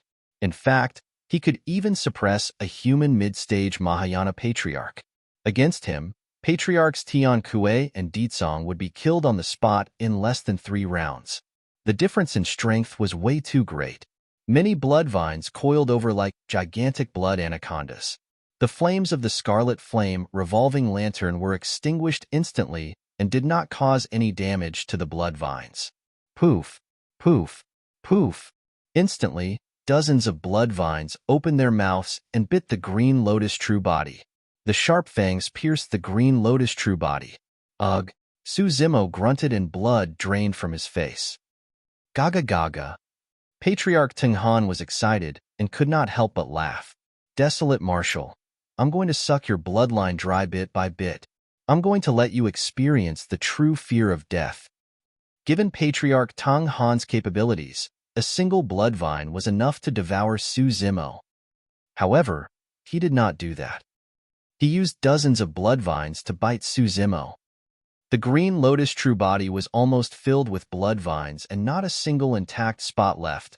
He was completely bitten by the fangs at the top of the blood vines. Patriarch Teng Han wanted to absorb Su Zimo's bloodline bit by bit to torture the latter. Death was not scary. The feeling of helplessness as one felt their lives draining was the true terror. This time round, no one could help Su Zimo. A look of anxiety flashed through True Jade's eyes. She glanced at Su Zimo's side from time to time and frowned deeply. Su Zimo was not someone important to her. There was no true relationship between the two of them either. However, Su Zimo was related to True Jade's awakening in this generation.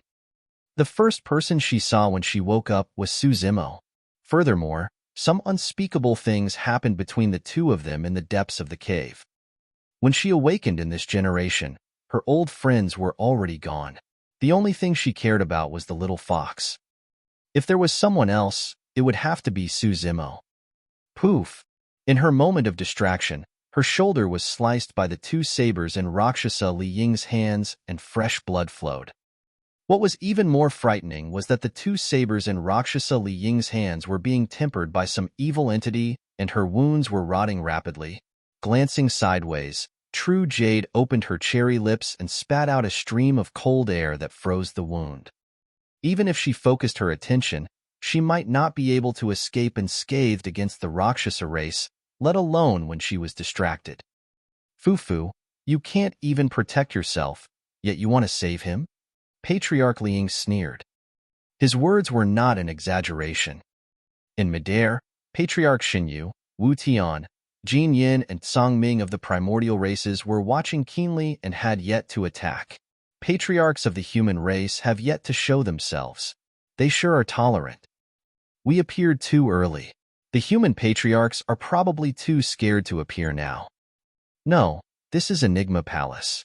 Even if the other human patriarchs don't dare to appear, the patriarchs of Enigma Palace will. The 4 of them stood in midair expressionlessly, but they were communicating through their spirit consciousnesses. Although the 4 of them did not attack, in reality, they were waiting for the human patriarchs to appear so that they could start a massacre. On the battlefield, Su Zimo was bound by dozens of blood vines and was almost drowned within. The living beings of the 10,000 races could see the blood vines squirm continuously as streams of bloodline surged into Patriarch Teng Han's true form through the blood vines. First, Monkey, Xiaoning, and the others exclaimed. Zimo, Demonist Ji Chengtian, and the others were shocked as well. Don't care anymore. Monkey whirled imminent and was about to charge forward. He was only a grand demon, and the difference in strength between him and Patriarch Teng Han was way too great. Patriarch Teng Han could suppress him with a single finger. However, at that moment, Monkey and the other sworn siblings could not be bothered and wanted to charge forward. Suddenly, a voice sounded in Monkey and the others' minds. Don't come over. I'm fine. Although the voice was a little weak, it was indeed Su Zimo's voice and everyone could hear it clearly. First, Monkey and the others looked at the battlefield with widened eyes in disbelief and confusion. On the battlefield, Su Zimo's figure was already drowned in the blood vines, and no one knew what happened within. Under normal circumstances, Patriarch Teng Han would definitely be able to kill Su Zimo with his combat strength. However, he chose another method. He wanted to devour Su Zimo's bloodline. Right now, Su Zimo was a humanoid creation Green Lotus. The moment that happened, it was no longer Patriarch Teng Han who wanted to devour Su Zimo's bloodline. Instead, it was a blood vine that wanted to devour and refine the creation Green Lotus. Initially, Su Zimo thought that his Green Lotus true body was going to be buried here as well.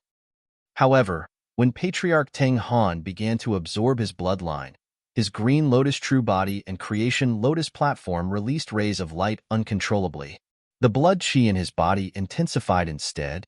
Under the entanglement of dozens of blood vines, Su Zimo's figure had already vanished completely, and in its place was a jade green lotus. At that moment, countless blood vines coiled around the green lotus and bit its stem, wanting to absorb its power. With that, the green lotus counterattacked instantly. The blood vine race was merely a flora race. In the flora race, the creation green lotus was much stronger than the blood vine race. There were many blood vines, and they eventually formed a race. However, there was only a single creation green lotus in this world and the vast universe. There was no race at all. When chaos was first formed, it contained the creation of heaven and earth and was everlasting. If there were any gods within the flora race, the creation green lotus would be one of them. There were definitely not many universal and utmost treasures as such. For example, there were only one or two of the three sacred trees of the Buddhist monasteries, the Bodhi, Ashoka, and Sal tree.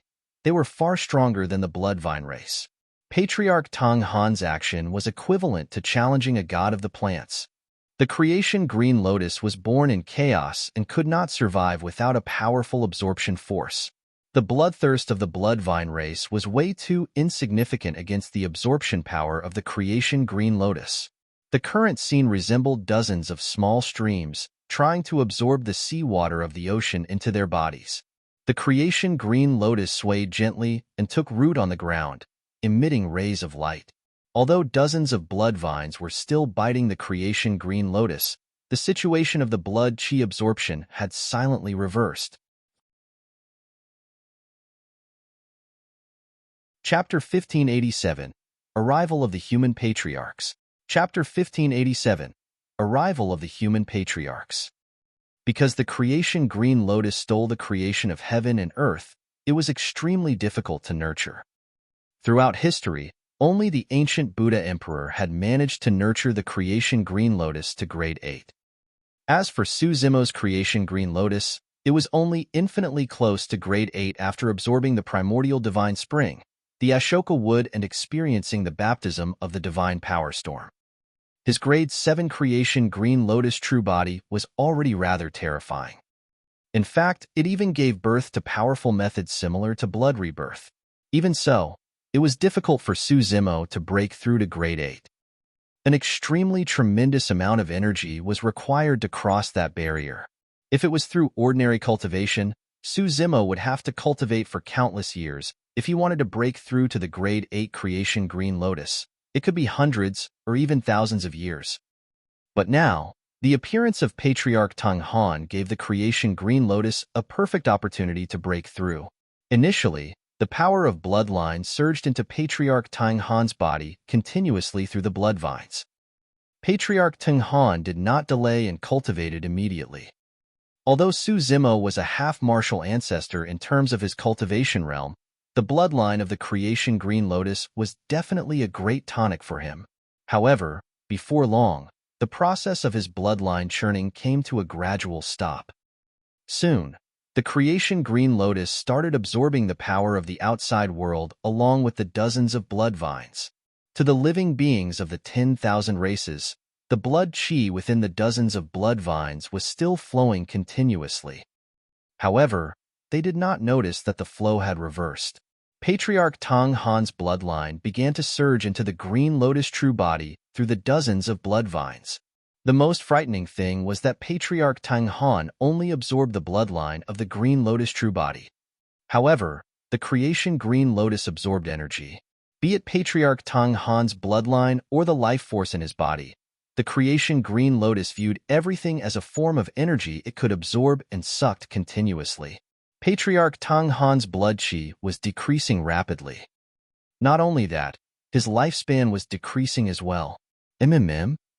Patriarch Teng jolted awake and shuddered. What's going on? He was shocked when he sensed what was happening within his body. Not good. Patriarch Teng quickly realized what he was experiencing and exclaimed internally, wanting to release the blood vines and leave Su Zimo right away. However, he was no longer in control of whether he could leave. The creation Green Lotus burst forth with rays of light that soared into the skies.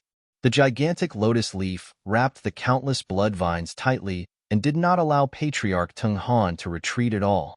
The creation Green Lotus did not only absorb Patriarch Teng's bloodline, but also his life force.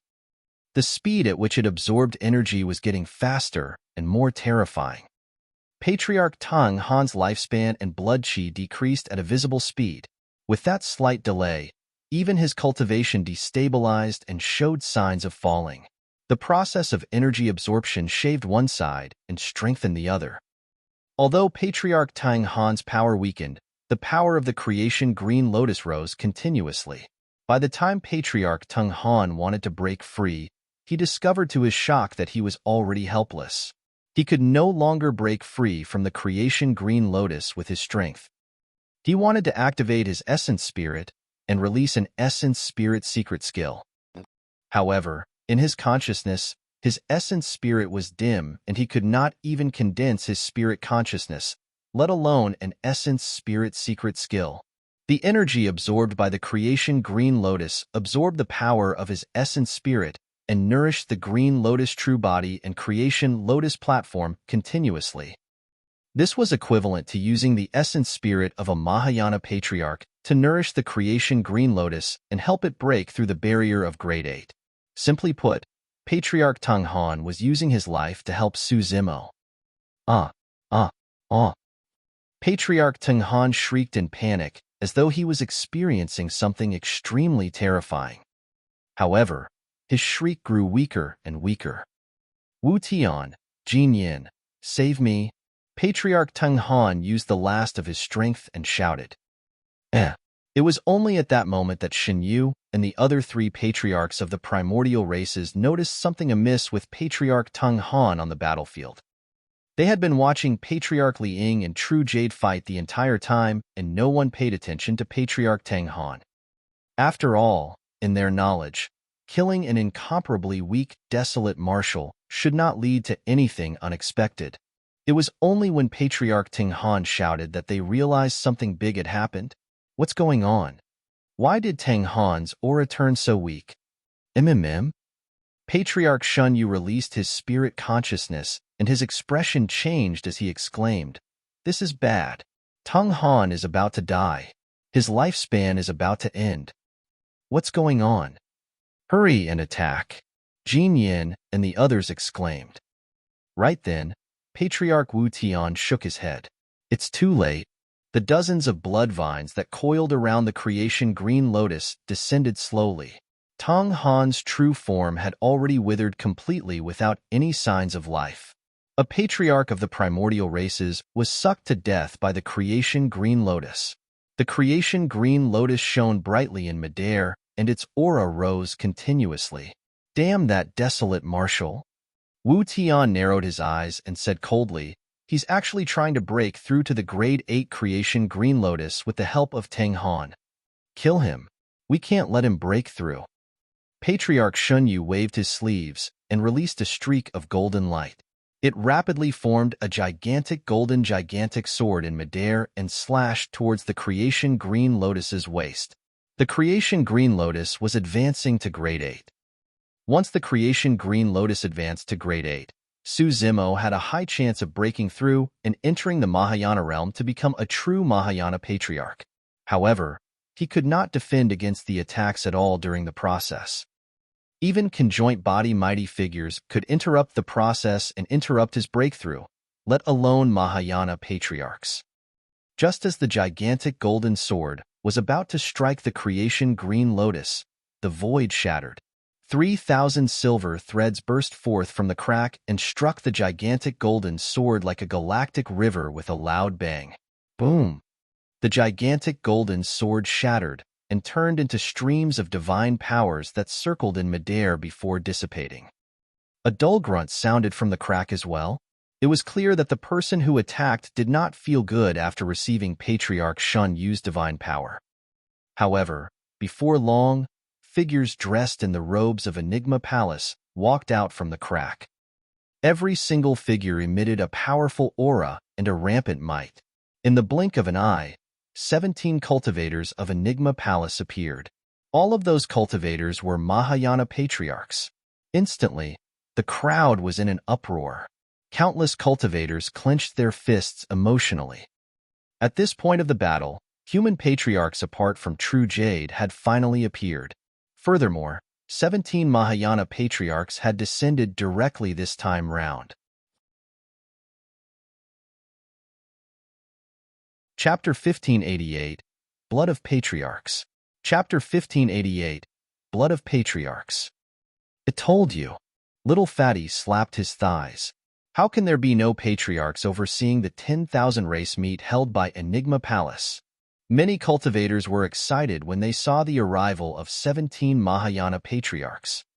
Only Night Spirit frowned slightly and shook his head. These patriarchs are too weak and can't defend against those few from the primordial races. No matter what, no matter how weak they are, there are at least 17 of them. We can hold on for a little longer no matter what. The spirit tiger shrugged his head and heaved a sigh of relief. "Greetings, patriarchs." The palace lord of Enigma Palace and many cultivators hurried forward and bowed. The 17 Mahayana Patriarchs looked at everyone from Enigma Palace and nodded slightly. The leader wielded a horsetail whip and had a pale expression. He was the one who had blocked Patriarch Shun Yu's attack earlier on. Tian Wu Hua. The Mahayana Patriarch cupped his fists towards Patriarch Shin Yu and the other patriarchs of the primordial races and said in a deep voice, "The 10,000 races are gathered.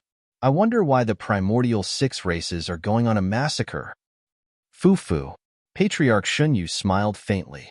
"We of the primordial races can kill anyone we wish to. We don't need any reasons." Upon hearing that, the 17 Mahayana Patriarchs' expressions darkened and revealed furious expressions. After a brief pause, Patriarch Shin Yu continued, "However, it's not as though there's completely no reason either. Before the 10,000 race meet even started, our primordial 6 races lost so many clansmen, we naturally have to seek redress for them." Patriarch Wu Hua frowned slightly. "It's inevitable that there will be conflicts given the reckless nature of the juniors of our races. In the battle earlier on, many human cultivators died as well. Why don't all of you take a seat and let bygones be bygones? We'll let the 10,000 race meet continue as per normal." "Bullshit." Jian Yin glared at Patriarch Wu Hua coldly and scolded. "2 princes of our Golden Crow race have died, and you want us to let go just like that? Who do you think you are?" Patriarch Wu Hua's expression was grim as he grit his teeth and did not reply. "That's right." Patriarch Wu Tian nodded slightly as well. "Every single life of our primordial 6 races is incomparably precious and isn't something that you humans can compare against." Patriarch Wu Hua was silent for a moment. "Does that mean that the primordial 6 races don't want to negotiate with the human race at all?" "Sure, we can negotiate." Patriarch Tsongming pointed to the creation green lotus not far away. "Desolate Marshal of the human race killed too many of our clansmen. Kill Desolate Marshal first to express your sincerity before we consider whether we should negotiate." "No." Patriarch Wu Hua rejected without hesitation. "Then there's nothing to negotiate." Patriarch Tsongming's expression darkened, as well as he said coldly, "We are bent on killing Desolate Marshal." The atmosphere changed, turning extremely tense the moment there was no common understanding between the Mahayana Patriarchs present. "Protect Desolate Marshal and don't let anything happen to him." Patriarch Wu Hua waved his hand and ordered resolutely. Hee hee. Patriarch Shun Yu chuckled. You guys are too weak. 17 Mahayana Patriarchs? Even the strongest among you is only at mid-stage Mahayana. Do you really think you're enough to stop the 4 of us? Kill! Jin Yin hollered and reverted to his true form right away, roaring into the skies. His gigantic body burned with golden flames as he lunged towards Patriarch Wu Hua and the others. 9 Heavens Galactic Rivers. Patriarch Wu Hua hollered softly and waved the horsetail whip in his hands. The 3,000 silver threads fluttered, as though they were the galactic rivers in the firmaments, possessing countless stars. They surged with tremendous might and smashed towards Jin Yin. Boom! There was a deafening bang. Patriarch Wu Hua spat out a huge mouthful of blood, and his gaze dimmed as he retreated continuously. More than half of the horsetail whip in his hands was burned away by the sun essence fire on Jin Yin as well. Although they were both at mid-stage Mahayana, True Jade's combat strength could suppress Patriarch Teng Han and the others. However, Patriarch Wu Hua could not defend against it. Even for patriarchs of the same cultivation realm, their combat strength was different depending on their talent, bloodline, the number of divine powers they comprehended, and the might of the divine powers. On the other side, the heavenly eye on Patriarch Zongming's glabella suddenly opened. Instantly, a terrifying aura spread out, and even the living beings of the 10,000 races that were watching felt shudders. It was hard to imagine the impact the 17 Mahayana Patriarchs would have to endure. A dark light burst forth from Patriarch Zongming's heavenly eye. Everywhere the dark light passed, life was wiped out. Hurry and disperse, Patriarch Wu Hua hollered. Swash, swash, swash. The 17 human patriarchs dodged one after another. However, 2 Mahayana patriarchs were still slower to dodge and were brushed by the dark light. One of them reacted extremely quickly and released his essence spirit right away. The other was slightly stunned. Immediately after, his gaze dimmed and his life force decreased as he fell from midair. With that momentary delay, a Mahayana patriarch did not even have the chance to leave his body with his essence spirit before he was killed by Patriarch Zongming's heavenly eye. After surviving the calamity, the other patriarch hurriedly channeled blood rebirth to condense his body. Suddenly, a dark green fog appeared in the Mahayana patriarch's consciousness and rapidly formed a storm that surged towards his essence spirit. The spirit-slaying curse. Patriarch Wu Tian had attacked. To be precise, Patriarch Wu Tian was motionless and no one saw him attack at all. However, a secret killing curse targeted at the essence spirit had already descended in the consciousness of the human patriarch. The Mahayana patriarch's body had just been formed when the spirit-slaying curse descended. His essence spirit was destroyed and he was dead. He managed to avoid Patriarch Zongming's heavenly eye, but he could not avoid the secret incantation of the witch race. Bang! Right then, in front of countless gazes, Patriarch Wu Hua's body was shattered by a single punch and fresh blood splattered everywhere.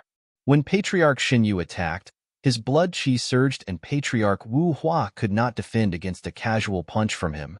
However, Patriarch Wu Hua's essence spirit escaped, and in the blink of an eye, his flesh was formed. As for Patriarch Xinyu, he rampaged among the Mahayana patriarchs. None of the Mahayana patriarchs could defend against his punches and kicks. Broken limbs flew everywhere. The patriarchs bled, and it was incomparably tragic. In less than 10 minutes, 7 Mahayana patriarchs of Enigma Palace had fallen against the combined forces of Patriarch Shunyu and the other 3 primordial race patriarchs. What should we do?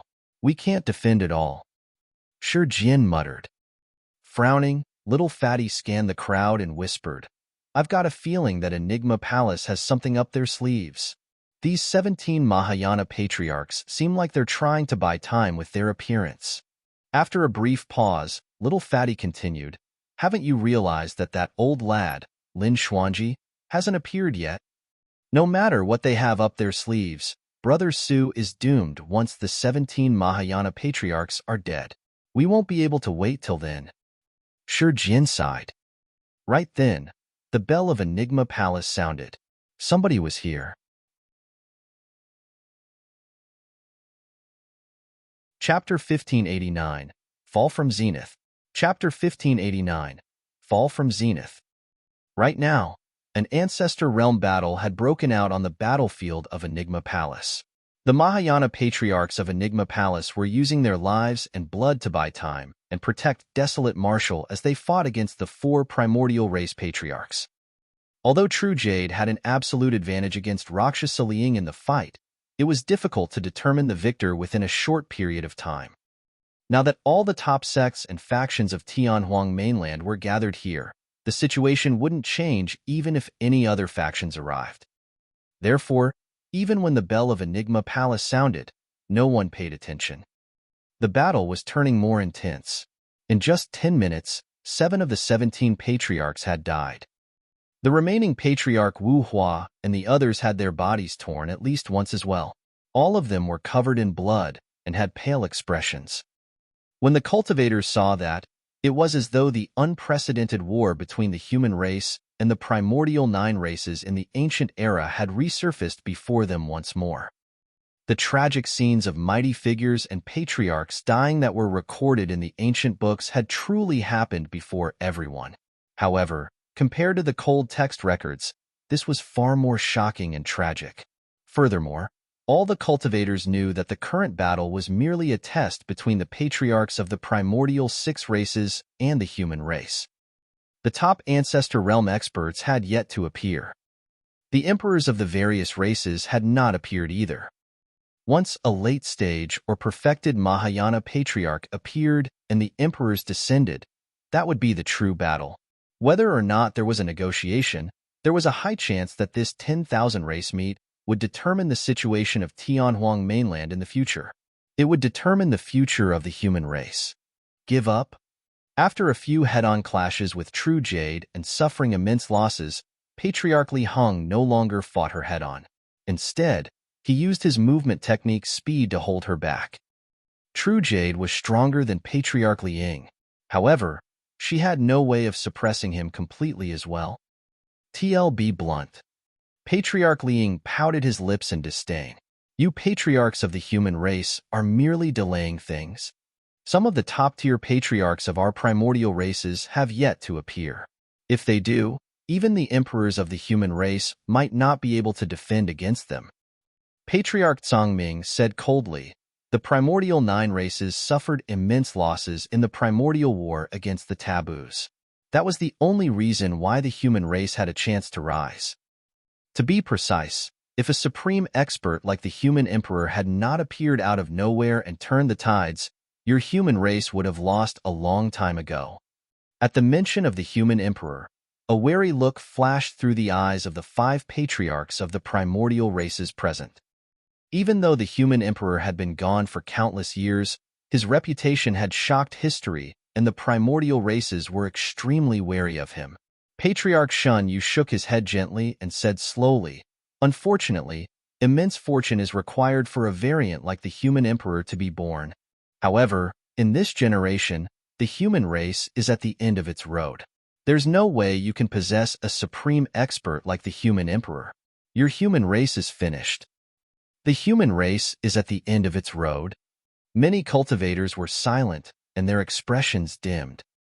Even without Patriarch Shun Yu pointing it out, they knew what was going on. In this generation's human race, it could be seen from all aspects that their fortune was extremely weak. It was lifeless without any vigor. Most of the cultivators no longer had the heroic and courageous spirit of the ancient era. They no longer had the fervent fighting spirit and persistence.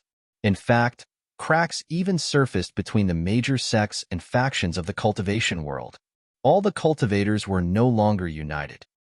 All signs were telling the world that the human race was at the end of its road. During this period of time, Desolate Marshal rose and established the martial Tao, imparting martial arts to all living beings and establishing the spirit of the martial Tao, increasing the vigor of the cultivation world. However, it was too late. The martial Tao had only appeared for a few hundred years. Although Desolate Marshal was the #1 monster incarnate in history, he had yet to advance to the Mahayana realm and his future was uncertain. The primordial 6 races would not give the human race or Desolate Marshal time. In reality, that was the utmost truth of the Great Tao and the eternal rules of the world. Everything in the world falls from its zenith. In the primordial era, the 3 great taboos reigned domineeringly, and the primordial 9 races ruled over Tianhuang mainland. At their peak, it triggered the primordial war.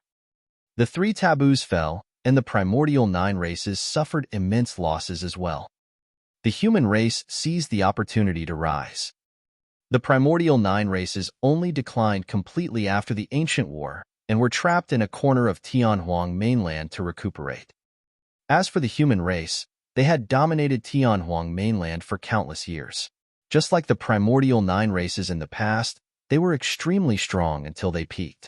After a long period of deterioration thereafter, they were completely defeated in this era. This was the fall from Zenith, and this shift in momentum was not something that could be reversed by sheer effort.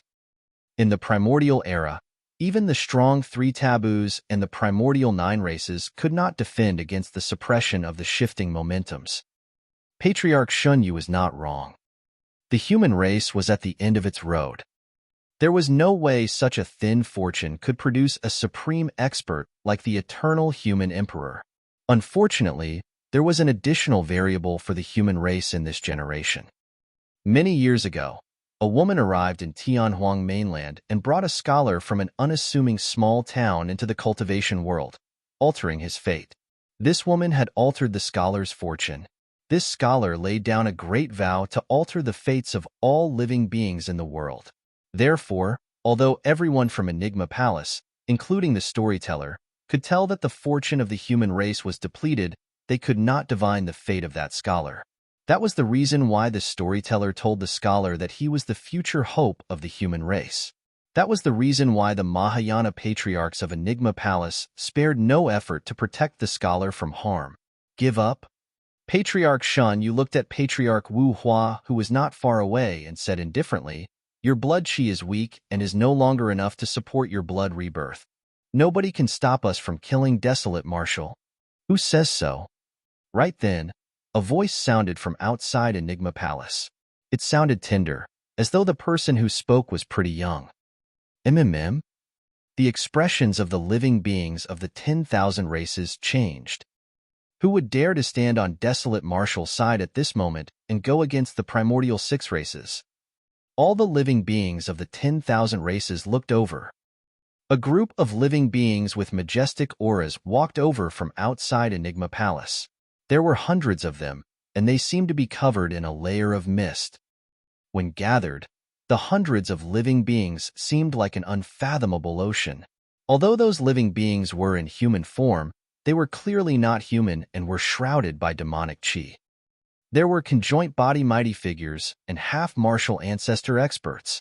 The auras released by the hundreds of them were as vast as an ocean and were not inferior to the primordial 6 races. Among the hundreds of living beings, a black-robed young man stood. He looked to be around 16 years old and was rather handsome. His eyes were huge, watery, and unusually agile. Many powerful living beings protected the black-robed young man in the middle, as though he was a planet orbited by stars.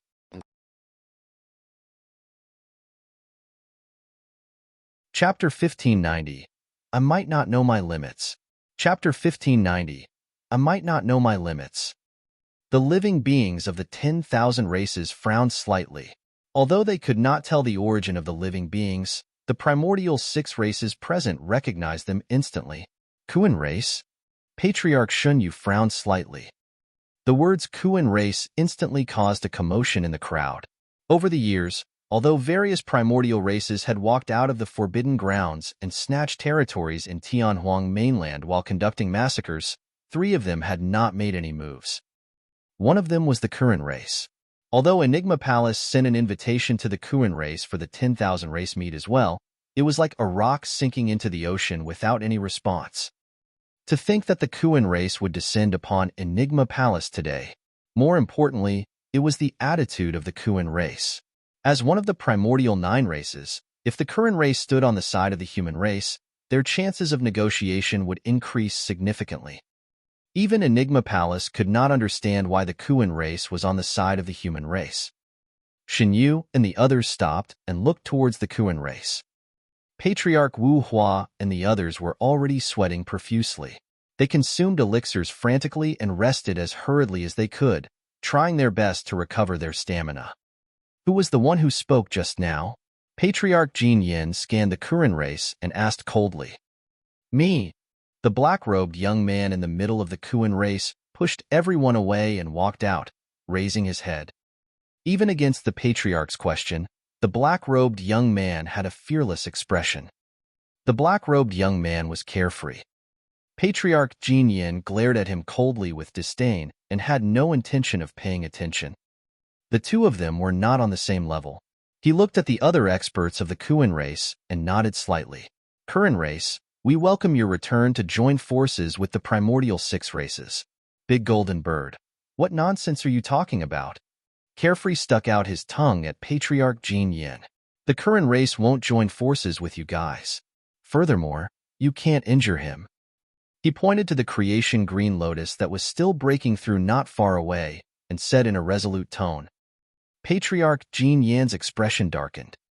The living beings of the 10,000 races were shocked as well. They had never seen anyone who would dare to call a patriarch of the Golden Crow race a big golden bird. Fufu. The Golden Crow 10th Prince could not help but stifle a chuckle. Inexperienced punk, there is no place for you to speak here. Insolent. Audacious. Before Carefree replied, the many Kuan race beings behind him hollered with enraged expressions. This is our young master of the Kuan race. Mind your words. A half-martial ancestor of the Kuan race glared at the 10th Prince and said coldly. Oh. The 10th Prince sized up Carefree with a curious look. Even the living beings of the 10,000 races were surprised, let alone the 10th Prince. Prior to this, when there was peace between the races, most of the young masters of the primordial 9 races were mostly at the Dharma characteristic or even void reversion realm. However, when chaos descended, powerful monster incarnates of the primordial races came forth from seclusion one after another. Anyone who could become a young master of the primordial races had to be at the conjoint body realm at least. After all, the young masters of the primordial races had to lead their clansmen to fight in Tianhuang mainland. It would be difficult for them to accomplish anything if their cultivation realms were too low. The young masters were the faces of the primordial races. It was indeed strange for the Kuan race to instate a Dharma characteristic young master during these chaotic times. Carefree looked at the 10th Prince and pouted as well. Judging from your age, you're just a young punk as well. How dare you teach me a lesson? Although the 10th Prince had the appearance of a child, he had cultivated for much longer than Carefree. The 10th Prince said coldly, I'm a half-martial ancestor, but you're only at the Dharma characteristic realm. In this 10,000 race meet, the strong reign supreme. Even if you're the young master of the Kuan race, you're not qualified to speak. Listen to my advice, scram back and drink your mother's milk. Ha ha ha ha. A series of laughter broke out from the crowd of the primordial 6 races. Everyone from the Kuan race was enraged. Some of the Kuan experts could not even hold it in and wanted to step forward. However, Carefree waved his hand and stopped them. I don't want to drink milk. Carefree tilted his head slightly and looked at the 10th Prince, saying in a serious manner, I want to eat you. Your flesh should taste good after being roasted by a fire. The 10th Prince's expression darkened as he said icily, You sure are sharp-tongued at such a young age. Night Spirit's gaze shifted to Carefree and lingered for a moment. The 10th Prince was not the only one. All the living beings present thought that Carefree had merely said it casually to anger the former. However, only Night Spirit knew that Carefree truly wanted to eat the 10th Prince. That was because he could sense an aura of the same kind coming from Carefree. They were not of the same race, but were both taboos. That kid should be the disciple first took in. Night Spirit thought to himself. The 10th Prince rolled his eyes and suddenly smiled. Kiddo, since you want to eat me so badly, How about I give you a chance? What chance? Carefree could not help but ask. I'll spar with you. If you win, I'll let you eat a piece of my flesh. How about that? The 10th prince's voice was gentle and filled with temptation, but there was a hint of ferocity in his eyes. He was severely injured by Su Zimo earlier on, and his third leg was shattered, crippling more than half of his cultivation. Although he was still at the half-martial ancestor realm, his combat strength had already fallen to the conjoint body realm. After the 10,000 race meet was over, his position as the 10th prince would definitely be replaced by his clansmen. Therefore, there had always been a pent-up frustration and hatred in his heart that he could not vent. Now, Carefree's repeated provocations triggered his killing intent. Of course, he would not kill Carefree since the latter was the young master of the Kuan race. However, if there was a chance, he could teach this cub of the Kuan race a good lesson and appease his anger. But what if I lose? Carefree seemed hesitant and afraid. If you lose, I won't make things difficult for you. Don't worry. The smile in the 10th prince's eyes intensified. This cub was still too young and had not experienced much of the world. After pondering for a moment, Carefree continued, However, what if we fail to hold back once we start sparring? Don't worry. The 10th prince said hurriedly, I'll definitely know my limits. Tian worried that I might not know my limits. Carefree blinked. Haha. The 10th prince burst into laughter. It's fine, kiddo. You can attack as you please without worrying about going overboard. He could tell that this cub of the Kuan race was tempted. All right then, I'll give it a try. Carefree hesitated for a moment before making up his mind and nodding vigorously. Young master, you can't take the risk given your noble status. That's right, young master. The two of you are a major cultivation realm apart. You're on completely different levels. The few Kuan race beings behind Carefree stood out hurriedly and tried to stop him. Everyone, don't worry. Afraid that Carefree might renege, the 10th prince said hurriedly, I guarantee that I won't use the power of a conjoint body or above. I'll just use the power of a Dharma characteristic to have fun with this kiddo. Uncles, don't worry. Carefree blinked at the Kuan race experts behind him with a crafty look in his eyes.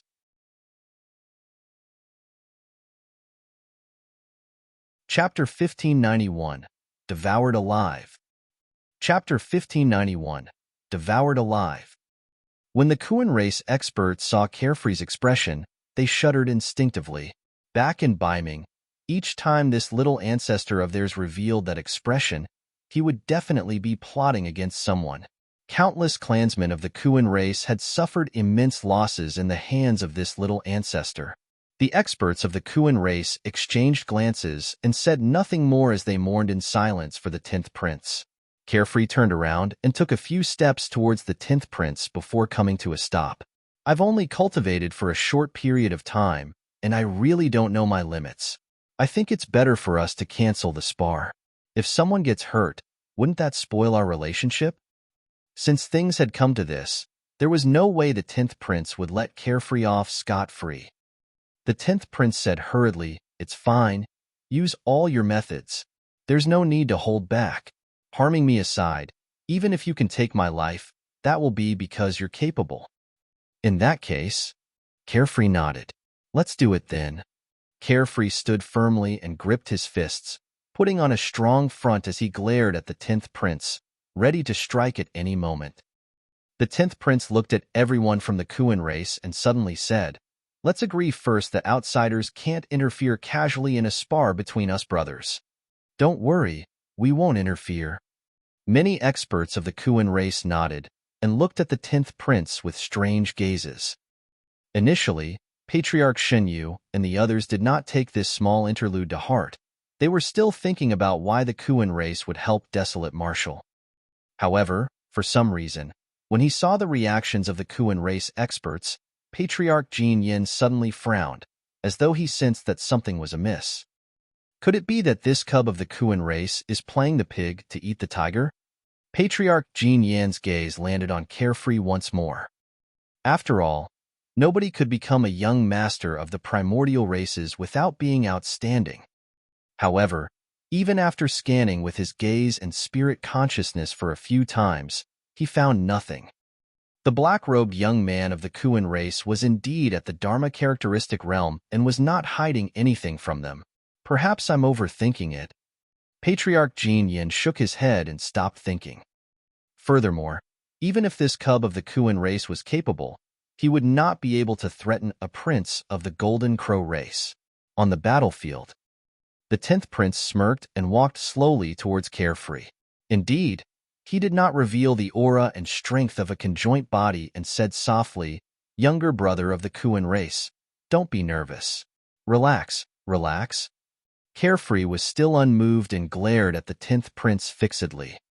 Suddenly, the 10th prince swayed a little and transformed into a golden streak of light, vanishing from the spot. It was too fast. Even if the 10th prince did not transform into his true form and merely used the power of the Dharma characteristic realm, his movement technique speed was much faster than Dharma characteristic Tao Lord's. Carefree's eyes were widened as he stared blankly at the spot where the 10th prince disappeared, as though he could not react in time. Sigh. Patriarch Wu Hua's eyes dimmed as he sighed and thought to himself, "What's the Kuan race thinking? Why did they send a child to give away his life for nothing? It's over." The spirit tiger slapped his thighs. "One look and I can tell that this child has no combat experience. This complete virgin is going to suffer a huge loss." "Not necessarily." Suddenly, Night Spirit spoke. Right then, the 10th prince had already appeared behind Carefree and revealed a menacing smile. He reached out and grabbed Carefree's neck. Suddenly, the blood chi of that seemingly skinny Carefree surged and burst forth instantly, as though raging tides were gushing with a terrifying might. Carefree spun around, and his original head was gone. In its place was a menacing head of a gigantic beast with a humongous mouth that seemed like it wanted to devour the world. The gigantic head looked exactly the same as the Kuan race. The 10th prince felt a blood stench surge in his face, and his vision darkened. His pupils constricted and his heart stopped beating. The aura released by the gigantic beast gave him shudders. It was a suppression from his bloodline. A fear that came from the depths of his soul burst forth. Without hesitation, the 10th prince could not care less about his promise and released his conjoint body realm blood chi, wanting to retreat. However, he suddenly felt an extremely terrifying suction power burst forth from the gigantic beast's mouth. He froze for a moment and could not escape right away. The next moment, darkness descended. The mouth of the gigantic beast closed. Swoosh! The eyelids of the living beings of the 10,000 races twitched when they heard that loud sound. All of their faces turned pale as they watched dumbfounded and their jaws nearly dropped to the ground. They were completely stricken. In the blink of an eye, the gigantic beast's head vanished and the handsome and young face returned to everyone's line of sight. Carefree smacked his lips and wiped away the blood oozing from the corner of his mouth, murmuring softly, "The taste of eating him raw is indeed just ordinary. It was probably better to roast and cook him first." The crowd exploded instantly, causing an uproar. It was only at that moment that the living beings of the 10,000 races realized that the Golden Crow 10th Prince had been devoured alive by the black-robed young man. Lo! The spirit tiger was already speechless from the shock as he turned to look at Night Spirit. "Fifth, you're amazing. How could you tell?" Night Spirit replied indifferently. The 10th Prince's third leg was shattered and his cultivation was crippled. Coupled with his underestimation of the enemy, it was only natural that he would die. The spirit tiger grimaced and murmured, "But even so, that child is frighteningly strong, right?" Of course, there was another reason that Night Spirit did not mention.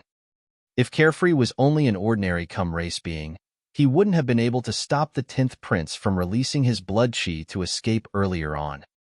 However, Carefree was the Kuan Pong. The devouring power released by the interweave of the extreme Yin and Yang powers was something that even the conjoint body 10th Prince could not break free from right away. That single momentary pause caused him to be devoured alive by Carefree. This was a true complete annihilation where even his essence spirit could not escape. This child is way too ruthless. The Golden Crow 10th Prince merely wanted to spar, but he was eaten by this child. The 10th Prince was truly way too careless. He sure died in grievance. The living beings of the 10,000 races discussed. Carefree had just been born and was too young.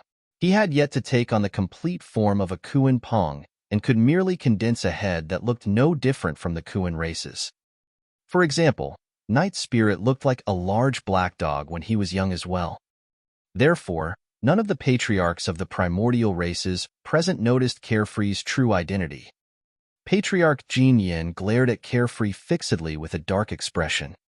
It was nothing much for the 10th Prince to die.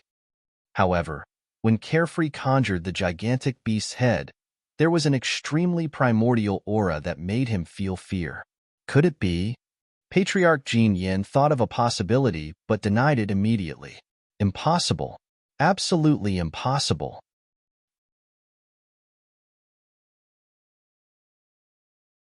Chapter 1592, Yin Lan. Chapter 1592, Yin Lan. Patriarch Jian Yin turned towards Patriarch Shen Yu and the others. The other patriarchs looked bewildered as well, as though they recalled something but did not dare to confirm. The death of the 10th Prince incurred the wrath of many Golden Crows. For the 10,000 race meet this time round, 4 Golden Crow princes came. One of them was slain by the Azura, one of them was shot down by Desolate Marshal, and now, another was eaten by a cub of the Kuan race. The 7th Prince was the only one left among the 4 princes. The Golden Crow race had suffered immense losses. The 7th Prince said coldly, "Kid of the Kuan race, you sure are savage. It's not my fault, right?" Carefree blinked and said, "I've already emphasized repeatedly that I haven't cultivated for long and don't know my limits." He was the one who insisted on sparring. "You." The 7th Prince was furious and momentarily speechless. Carefree continued, "Every one of the 10,000 races witnessed this. I didn't want to fight. Furthermore, that big golden bird said if I can kill him, it's because I'm capable." "That's right. We heard it. You can't blame the child for this. What does a child know? A child wouldn't know his limits. He can't blame others for dying because he has inferior skills." Monkey and the others gloated and goaded at the side. "Don't waste time talking to him. Go and test his strength and force out the complete form of this cub." Patriarch Yin Lan sent a voice transmission to the 7th Prince using his spirit consciousness. The 7th Prince understood and glared at Carefree, saying coldly, "Since you're so capable, I'll give it a shot as well." "Tian not playing anymore." Carefree made a funny face at the 7th Prince and turned to flee. In the blink of an eye, he returned to the crowd of experts of the Kuan race. Hundreds of Kuan race experts protected Carefree in the middle and glared at the 7th Prince in midair with unfriendly expressions. No matter how strong the 7th Prince was, he did not dare to barge in. Furthermore, he had just been beaten up badly by Desolate Marshal and was not at his peak condition. The 7th Prince's expression was steely. However, he composed himself quickly and sneered. To think that the young master of the Kuan race would be so cowardly to flee without fighting. Aren't you afraid of embarrassing the Kuan race? "TM just a child." Carefree stuck out his tongue. "My cultivation realm can't compare to yours, so I naturally have to flee. Furthermore, you big golden birds don't keep your words, getting all anxious when you lose. I'm not playing with you guys anymore." The 7th Prince shuddered and nearly spat out a mouthful of blood. "Hee hee." Suddenly, Patriarch Jian Yin laughed. "Cub of the Kuan race, you sure are sharp-tongued and impolite. Since that's the case, I'll teach you a lesson on behalf of the seniors of the Kuan race." At that point, all the living beings of the 10,000 races were shocked.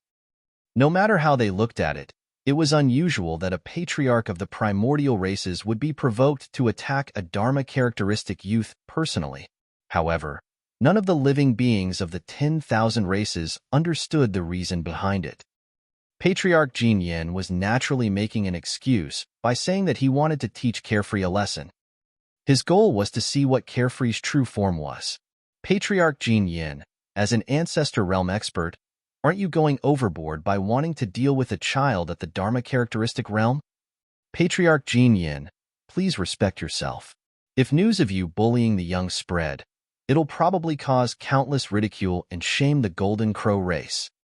A few Kuan half-martial ancestors stood out and shouted with grim expressions as they glared at Patriarch Yin not far away. Humph! In a flash, Patriarch Yin suddenly descended above the many Kuan race beings and released his might of the ancestor realm. He said coldly, "Scram! There's no room for you guys to speak." Ugh! The few Kuan half-martial ancestors grunted with ugly expressions. However, they did not retreat. Instead, they summoned their destiny dermic weapons and protected Carefree tightly. "How dare a few stinky fish like you try to stop me?" Patriarch Yin sneered and his spirit consciousness moved. Suddenly, a golden light burst forth from his body and struck the destiny dermic weapons of the Kuan half-martial ancestors instantly. Clang, clang, clang. The bodies of the Kuan half-martial ancestors shuddered, and they could not withstand the impact. Their destiny dermic weapons flew out of their hands. One after another, golden flames burned on the destiny dermic weapons. In the blink of an eye, they were burned through and turned red. The destiny dermic weapons flew everywhere and landed in the crowd of the Kuan race, causing chaos. Patriarch Yin had a cold expression. In a flash, he arrived before Carefree through the gaps within the chaotic Kuan race and opened his palm to grab the latter's face. "Little cub, since you're so bold, I'll give you a chance. Come and eat my flesh." Patriarch Yin's gaze was cold, and he did not seem like he was holding back at all, looking murderous. He was going to force Carefree's true form out. "Yin, you've gone overboard." Suddenly, a cold voice sounded from behind Carefree. Immediately after, the void cracked and an arm extended. The palm gripped into a fist and crossed Carefree's shoulder, colliding heavily against Patriarch Yin's palm. Bang! A dull sound of defeat echoed when the fist and palm collided. Howl! Patriarch Yin howled in pain and soared into the air, reappearing dozens of feet away in the blink of an eye. He glared at the tear in the void behind Carefree with a dark expression. The power of that punch was extremely strong, like a vast ocean that seemed endless. He could not defend against it. A silver-haired woman walked out of the void crack with a cold expression. Although she could not compare to peerless beauties like Rakshasa Yu and Goddess Xiaoxiang, she was still a rare beauty. "Sister, you're here." When Carefree saw the silver-haired woman, he could not help but cheer and pointed to Patriarch Yin in the distance. "That big golden bird bullied us. Sister, help me teach him a lesson." "Yin Lan, is that you?" Patriarch Yin frowned slightly. "To think that you've already entered the ancestor realm after not seeing you for so many years. The younger generation is truly promising." The silver-haired woman named Yin Lan said indifferently, "Our cultivation realms are the same, so there's no need for you to put on airs, calling me a part of the younger generation. I'm not falling for it." "You came at the right time." Patriarch Yin pointed at Carefree and said in a deep voice, "What's up with this young master of your current race?" Not only did he come over to spout nonsense about helping the human desolate marshal, he even launched a sneak attack and ate the 10th prince of our Golden Crow race. Although I was not present, I can guess that it must be your 10th prince who provoked him first. Yin Lan sneered. Patriarch Yin harumphed coldly. "Even so, wasn't that child way too ruthless in his attacks? Your 10th prince is a half-martial ancestor, and you have the cheek to seek vengeance after he was killed by a Dharma characteristic Tao Lord?" Yin Lan sneered once more. "Let me tell you, even if Carefree was in the wrong, the Kuan race will punish him. Who do you think you are to come and want to teach our young master a lesson?" Yin Lan's words were sharp, and she did not give Patriarch Yin any face at all.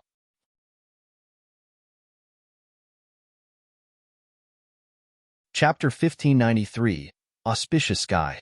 Chapter 1593, Auspicious Sky. Yin Lan was truly enraged.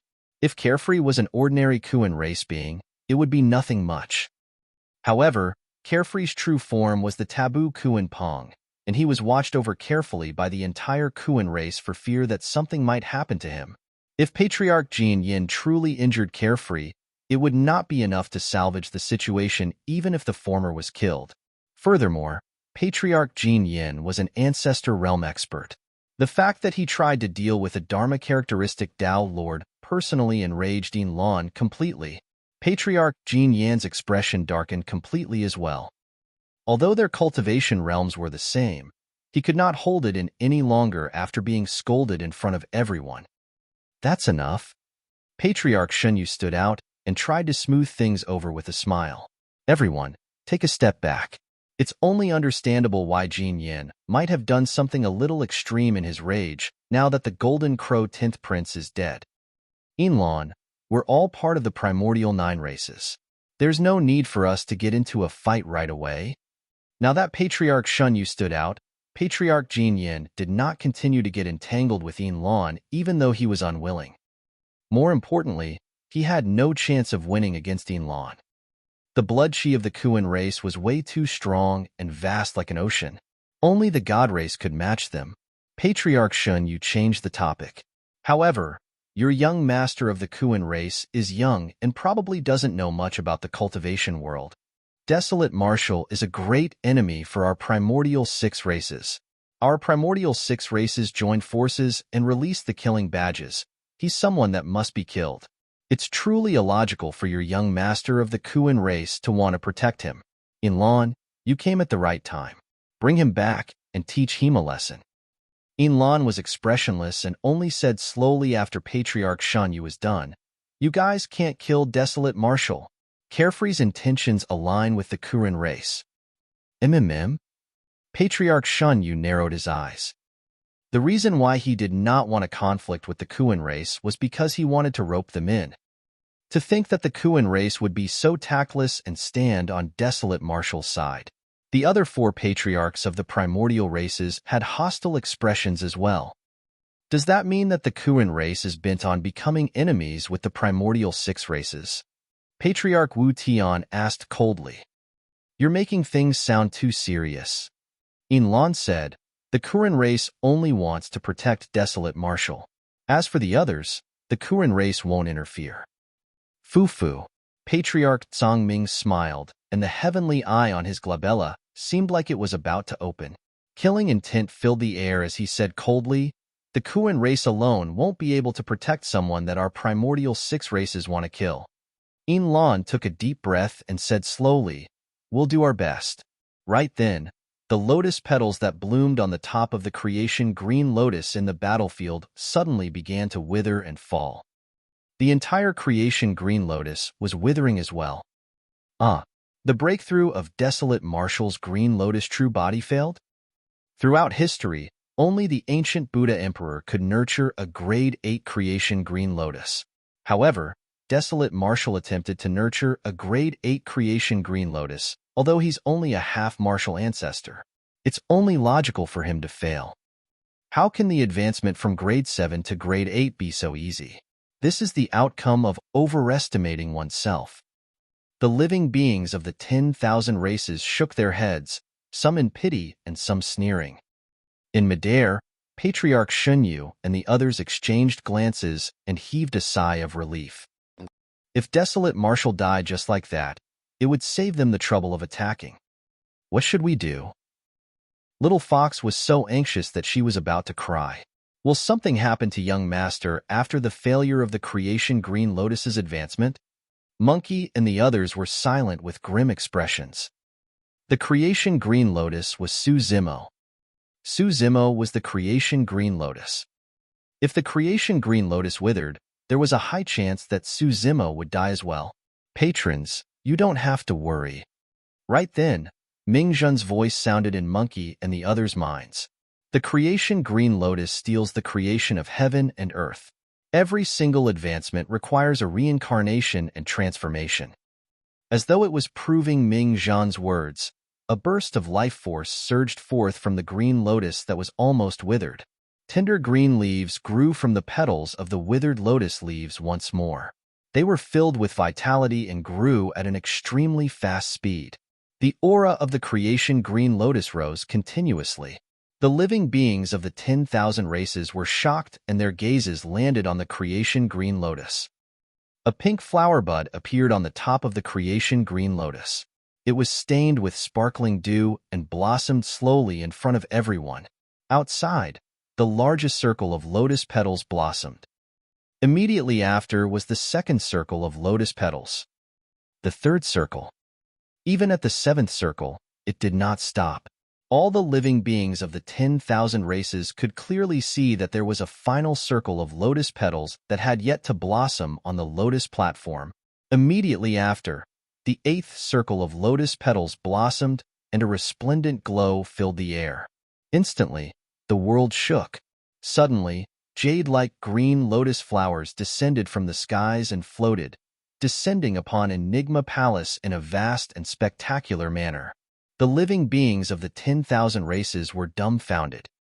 "It's an auspicious sign from the skies," Patriarch Shunyu exclaimed as well. A grade 7 creation green lotus that had transformed into a grade 8 had actually attracted a universal phenomenon with an auspicious sign. Even the ancestor realm experts present had never seen such a phenomenon, let alone the living beings of the 10,000 races. More importantly, the ancestor realm experts present could sense a tremendous divine power from the falling lotus flowers. This, Patriarch Shunyu and the others were shocked. They naturally knew that this divine power was definitely not released by Desolate Marshal. The might of that divine power had probably surpassed lesser divine powers and was at the level of greater divine powers. However, the meaning implied by it was way too terrifying. If that divine power was born from the grade 8 creation green lotus to begin with, Desolate Marshal would not encounter any obstacles comprehending that greater divine power since he possessed the green lotus true body. For cultivators, comprehending divine powers required a long period of time to accumulate and comprehend. In between, one might encounter countless obstacles and difficulties. Many Mahayana patriarchs might need hundreds, thousands, or even 10,000 years to comprehend a single divine power. However, Desolate Marshal did not have to comprehend it at all. That was because he was the creation green lotus. As long as he grew, he would naturally comprehend that greater divine power. Everything happened naturally. That greater divine power was equivalent to Desolate Marshal's innate talent. "Look!" Suddenly, a shout sounded from the crowd. The living beings of the 10,000 races pointed at the creation green lotus in the world with widened eyes that were filled with endless shock. The grade 8 creation green lotus had already bloomed completely, and a figure sat on the jade green lotus platform. The person wore green robes and had black hair. His eyes were closed as he assumed a lotus position, placing his hands casually on his knees with his palms facing the skies. His skin was transparent and flawless. Under the falling of countless lotus flowers, the figure was like a divine being. He burst forth with a green glow and sat on the creation green lotus with an auspicious aura that could not be ignored. When the living beings of the 10,000 races saw that, they felt like prostrating.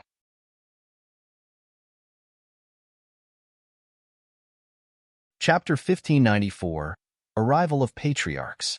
Chapter 1594, Arrival of Patriarchs. Suddenly, a violent gust of wind blew above the 9 heavens, causing the creation green lotus to sway left and right with a dim glow. The violent gust of wind rose suddenly, sharp as a blade and almost corporeal as it surged into Su Zimo's body through the top of his head. Ugh! On the lotus platform, Su Zimo's body swayed and he grunted, frowning slightly with a pained expression. "That's the Heavenly Dipper Wind. Divine Power Tribulation, the 3 calamities of Taoism. Heavens, Desolate Marshal is taking this opportunity to break through to the Mahayana realm." In the crowd, some half-martial ancestor experts recognized the origin of the violent wind above the 9 heavens and exclaimed. All the half-martial ancestor experts knew that human cultivators had to experience the divine power tribulation and the 3 calamities of Taoism if they wanted to advance to the Mahayana realm. Throughout history, There had been countless half-martial ancestor experts who died in the three calamities of Taoism. Prior to this, breakthroughs of major cultivation realms were filled with countless difficulties and dangers. However, none of them were known as tribulations. The reason why the three calamities of Taoism were called the divine power tribulation was because they had a slim chance of survival. There was almost no chance of survival if he failed. For many half-martial ancestors, when they sensed that they could not tide through the divine power tribulation, they even chose not to break through forcefully and instead waited for their lifespans to be exhausted before passing away. After all, they could still live for many years if they waited for their lifespans to be exhausted. If they failed the tribulation transcendence, they would die immediately. One did not only require shocking talent and a strong foundation, but also immense courage to attempt to break through to the Mahayana realm. The reason why the living beings of the 10,000 races were so shocked was because they had not expected that Su Zimo would choose to break through to the Mahayana realm at the 10,000 race meet while he was circled by strong foes. Even without anyone interfering, one would most likely die after experiencing the divine power tribulation. Furthermore, the primordial 6 races were watching him greedily, awaiting a chance to kill him. Actually, it was not because Su Zimo wanted to break through here at this time. It was because after the creation Green Lotus transformed to Grade 8, the creation Lotus platform transformed as well, and a steady stream of energy nourished the black-haired essence spirit. The energy was way too vast, and the black-haired essence spirit could not take it at all. His cultivation realm could not hold it back anymore, and he had to break through.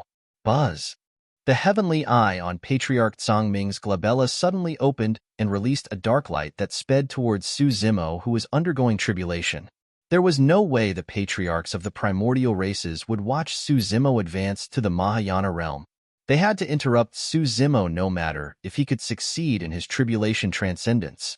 Suddenly, another divine power descended. A gigantic ice barrier that seemed like 1,000 blades were stacked on it appeared in front of the dark light and blocked it. True Jade appeared before Su Zimo.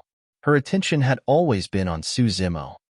The moment Patriarch Zongming acted strangely, she had already sensed it and attacked right away. Crack, crack, crack.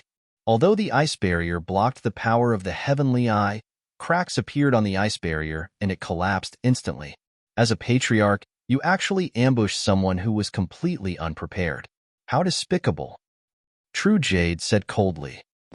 Sister, hurry and help. Nothing must happen to Master.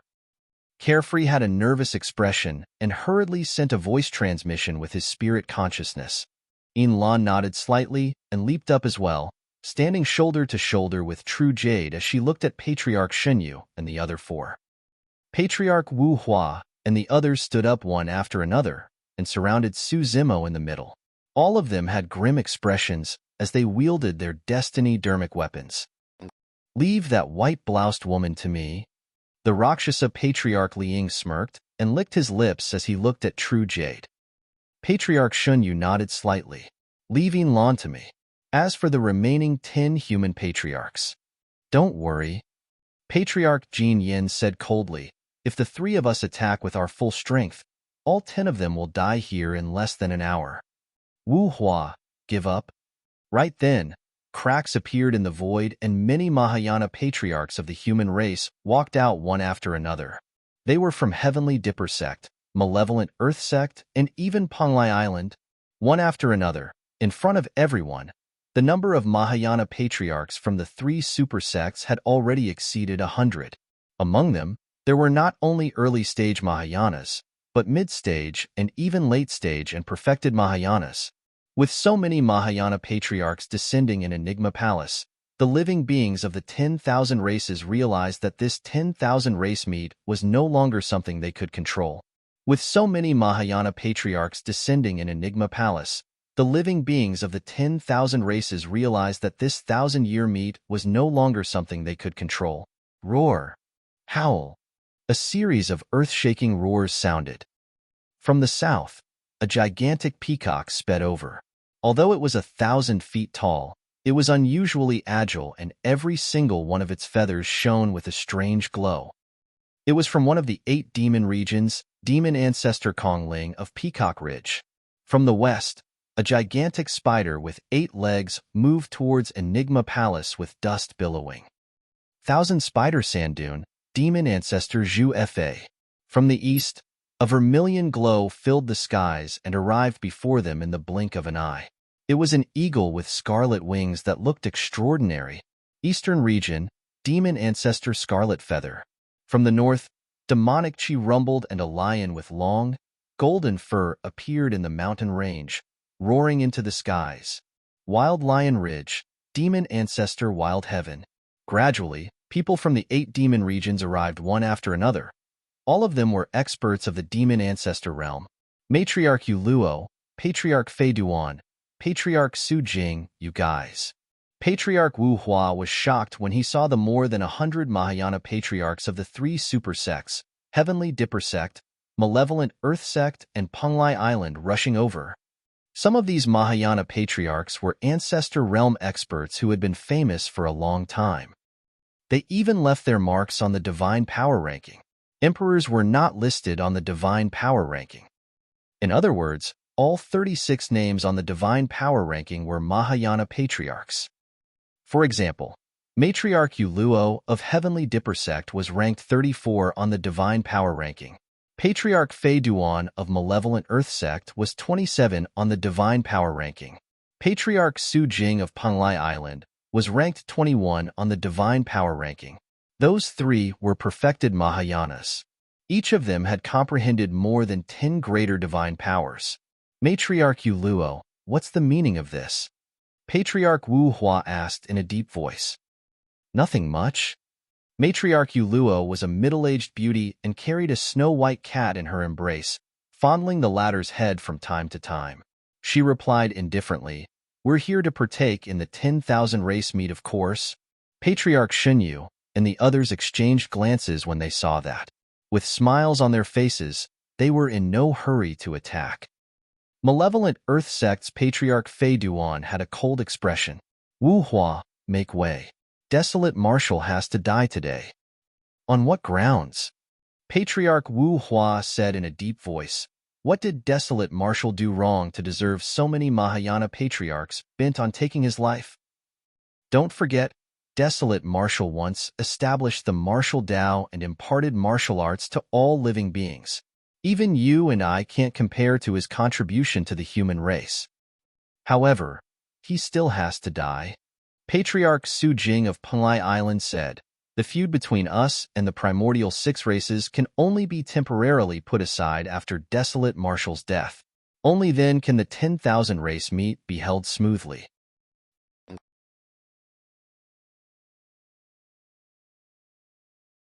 Chapter 1595. Who dares to kill me? Chapter 1595. Who dares to kill me? This time round, even True Jade's expression changed.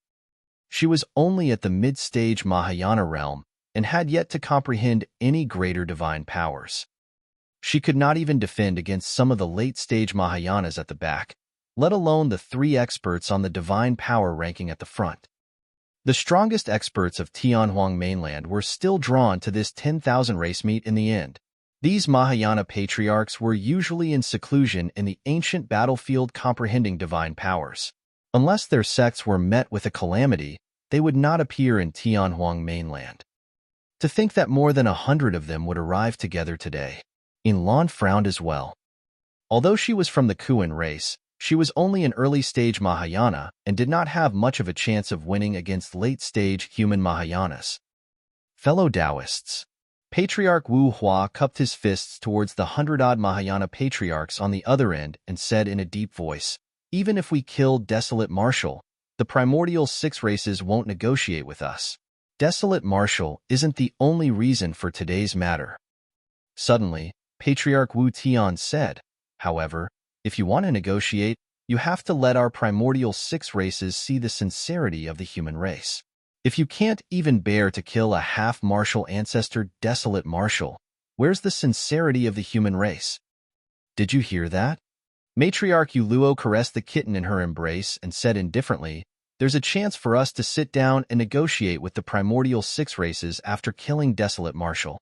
However, you won't even get that chance if you don't kill Desolate Marshal. Patriarch Sujing said, since Desolate Marshal has the guts to impart martial arts to all living beings, there's nothing wrong with him sacrificing himself to fulfill the wishes of the human race.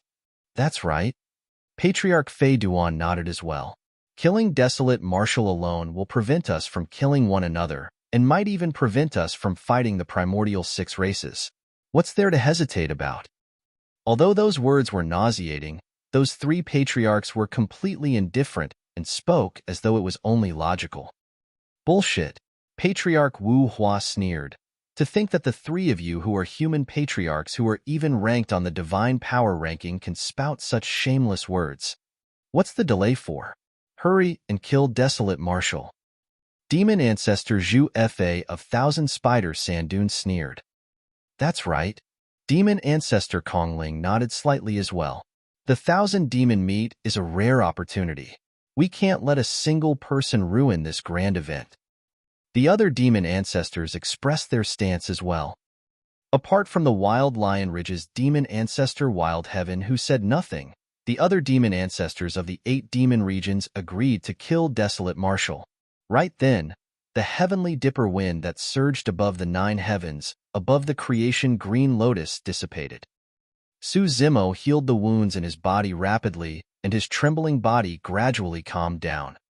As the many patriarchs conversed, Su Zimo had already passed the first tribulation of the 3 calamities of Taoism. After the wind tribulation was the fire tribulation. If he could not tide through the wind tribulation, there was a chance he could survive. However, if he failed the fire tribulation, he would be burned into ashes without a corpse left. It was no ordinary fire, but the malevolent earth fire. Born from beneath one's feet, it shot through their glabellas and penetrated their entire bodies, burning their organs, meridians, limbs, and orifices. It was the most dangerous. Swoosh! The malevolent earth fire surged and burst forth from Su Zimo's body. In the blink of an eye, it engulfed his entire body and burned furiously. Right then, Su Zimo slapped his storage bag and took out a black but exquisite fruit. That seems to be malevolent spirit fruit. All the living beings of the 10,000 races watched this scene and exclaimed when they saw the fruit. For half-martial ancestor experts, the malevolent spirit fruit was way too attractive. It was practically a supreme treasure. That was because in the second stage of the divine power tribulation, the malevolent earth fire tribulation, consuming a malevolent spirit fruit would increase the chances of tribulation transcendence by at least 30%. For ordinary cultivators, the malevolent spirit fruit was completely useless and was merely a poisonous fruit. However, consuming it during the tribulation transcendence would neutralize the malevolent earth fire in one's body. It was extremely mysterious. Be it humans or demons, any half-martial ancestor expert would be envious. However, the moment they recognized the malevolent spirit fruit, it was devoured by Su Zimo. Sigh. The living beings of the 10,000 races sighed internally. When they saw that, Patriarch Shunyu and the others frowned slightly with impatient expressions. What are you guys waiting for instead of killing Desolate Marshal? Patriarch Shunyu glared at Matriarch Yuluo of Heavenly Dipper Sect and hollered. Although Matriarch Yuluo's cultivation and combat strength were stronger than Patriarch Shunyu, at that moment, she lowered her head and acknowledged softly, not daring to refute. Wu Hua. Matriarch Yuluo said coldly, don't blame us for attacking if you guys refuse to move still. How dare you? Patriarch Wu Hua hollered with widened eyes. Enigma Palace has top-tier Ancestor Realm experts as well. If you dare to attack, Enigma Palace won't be helpless either. Yufu, seems like you haven't figured out the situation yet. Patriarch Su Jing sneered. Even the power of Enigma Palace's support won't be able to protect him today. Desolate Marshal will definitely die today. Patriarch Fei Duan had a menacing expression and waved his hand with a ferocious gaze. Kill? Who dares to kill me? Right then, a loud roar sounded from the distant skies, shaking the 9 heavens and shocking the world. Roar! A deafening roar sounded, resembling a dragon's roar and a phoenix's cry. It was unparalleled and penetrated metal and rocks, shaking the entire world. When the roar sounded, the living beings of the 10,000 races felt a sense of trepidation and looked over instinctively. Bang, bang, bang. A series of dull sounds could be heard. Each time it sounded, the ground would quake and countless gravel would bounce from the ground. On the distant horizon, gigantic figures appeared with bare upper bodies. Their auras were terrifying and majestic, resembling unshakable mountains. Those tall living beings were striding towards Enigma Palace. A single stride could cross an entire mountain range. It was one of the primordial 9 races, the barbarian race. Goddess Xiaoxiang of the god race stood up with a delighted expression and clenched her fists. It's my firmament sovereign. He brought the barbarian race with him to the 10,000 race meet. Oh! The 7th prince, Savage Eye, young master arcane ghost, Rakshasa Yu, and the others turned to look. Goddess Xiaoxiang said proudly, the reason why the firmament sovereign did not come with me was because he had a heavy responsibility to head to the barbarian race and persuade them to join forces with us. Now that the barbarian race has appeared, it means that he succeeded. Amazing. Impressive. The 7th prince, young master arcane ghost, and the others cupped their fists and praised. But what was that dragon roar earlier on? Rakshasa Yu frowned slightly and asked. Roar. Right then, another series of high-pitched dragon roars sounded from behind the tall figures of the barbarian race. One after another, gigantic divine dragons soared through the clouds. There were hundreds of them spiraling above the barbarian race and speeding towards Enigma Palace. Their leader was a scarlet illumination dragon.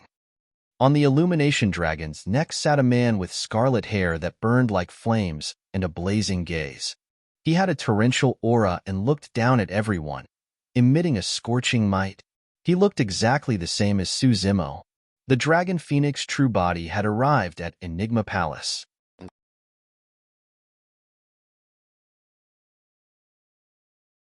Chapter 1596, You'll be the first I kill. Chapter 1596, You'll be the first I kill. This was the first time the Dragon Phoenix and Green Lotus True Bodies had reunited after the battle at Heaven and Earth Valley. All the living beings of the 10,000 races had heard that desolate marshal of the cultivation world had 2 true bodies. One of them even became the young master of the dragon race. However, not many people saw the 2 true bodies gather personally. Of course, apart from the primordial 6 races and Penglai Island, the other races, including the cultivation world, did not know that the dragon phoenix true body had already grown into a taboo. In their understanding, they thought that Long Mo was merely a pure dragon. This is Desolate Marshal's dragon true body? There's indeed no difference in his appearance. However, there's an extremely huge difference in his aura. Green Lotus true body, dragon true body, which is Desolate Marshal's prime body. TM not sure. It should be the Green Lotus true body. The living beings of the 10,000 races discussed. This is going to be interesting. Desolate Marshal's dragon true body is leading the dragon race over. They are going to fall out with the primordial 6 races completely. He's just a dragon and it'll probably make no difference. That's right. From what the god race said, it seems like the barbarian race is going to join forces with the primordial 6 races. No matter what, given Desolate Marshal's character, there'll probably be a fierce battle. The aura of this dragon true body, the ancestor realm. When the dragon phoenix true body approached, a cultivator finally sensed it and exclaimed, Desolate Marshal's dragon clone has already entered the Mahayana realm. Patriarch Xinyu and the others narrowed their eyes as well and glared at the dragon phoenix true body with wary expressions.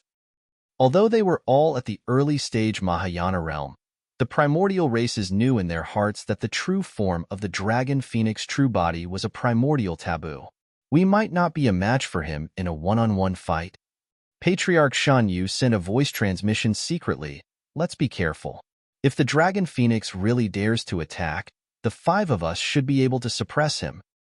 Yes. Patriarch Jin Yin and the others nodded in silence. Patriarch Wu Tian sneered. It's fine. There's still the human patriarchs of Heavenly Dipper sect. Let them play with that taboo. The 5 patriarchs of the primordial races conversed secretly. In the blink of an eye, hundreds of barbarians had already arrived at Enigma Palace, and the young master of the barbarian race was none other than Man Hu. Behind Man Hu were many mighty figures of the barbarian race and some half-martial ancestors. So many ancestor realm experts? The barbarian race was alarmed when they arrived at Enigma Palace. Because of the breakthrough of the Dragon Phoenix true body, they were half a day slower and had just arrived. However, they had not expected that the situation here would change drastically the moment they arrived at Enigma Palace. The conflicts had escalated continuously and many patriarchs had already appeared. The dragons followed closely behind and descended in their human forms. The illumination dragon beneath the Dragon Phoenix true body was Solitary Cloud, who had once followed him. Behind the Dragon Phoenix true body, Long Tsong, Long Shi, and the others were strikingly present as well. Among them were some half-martial ancestors of the dragon race. Interesting. A patriarch of Heavenly Dipper sect sneered. Desolate Marshal has 2 true bodies. His true body of the dragon race broke through to the Mahayana realm even before his true body of the human race. Right now, I'm confused. Desolate Marshal, are you a human or a dragon? Those words were meant to kill. The gaze of the Dragon Phoenix true body shifted to the Patriarch of Heavenly Dipper sect and asked expressionlessly, "Were you the one who wanted to kill me earlier on?" So what if I was? When the Patriarch of Heavenly Dipper sect saw that he had many patriarchs around him, he was naturally fearless and raised his head slightly, refuting without fear. All right. The Dragon Phoenix true body nodded. You'll be the first I kill. Before his sentence was finished, the Dragon Phoenix true body flashed and crossed dozens of feet in the blink of an eye. He arrived before the Patriarch of Heavenly Dipper sect and extended his palm. Clang, clang. Sharp dragon claws extended from his fingertips and grabbed the head of the Patriarch of Heavenly Dipper sect. The Patriarch of Heavenly Dipper sect reacted extremely quickly and released a lesser divine power right away, attacking the Dragon Phoenix true body. Humph. The Dragon Phoenix true body smirked and did not dodge or avoid. The dragon claws merely grabbed gently and crushed the lesser divine power. The Patriarch of Heavenly Dipper sect's expression changed and his pupils constricted.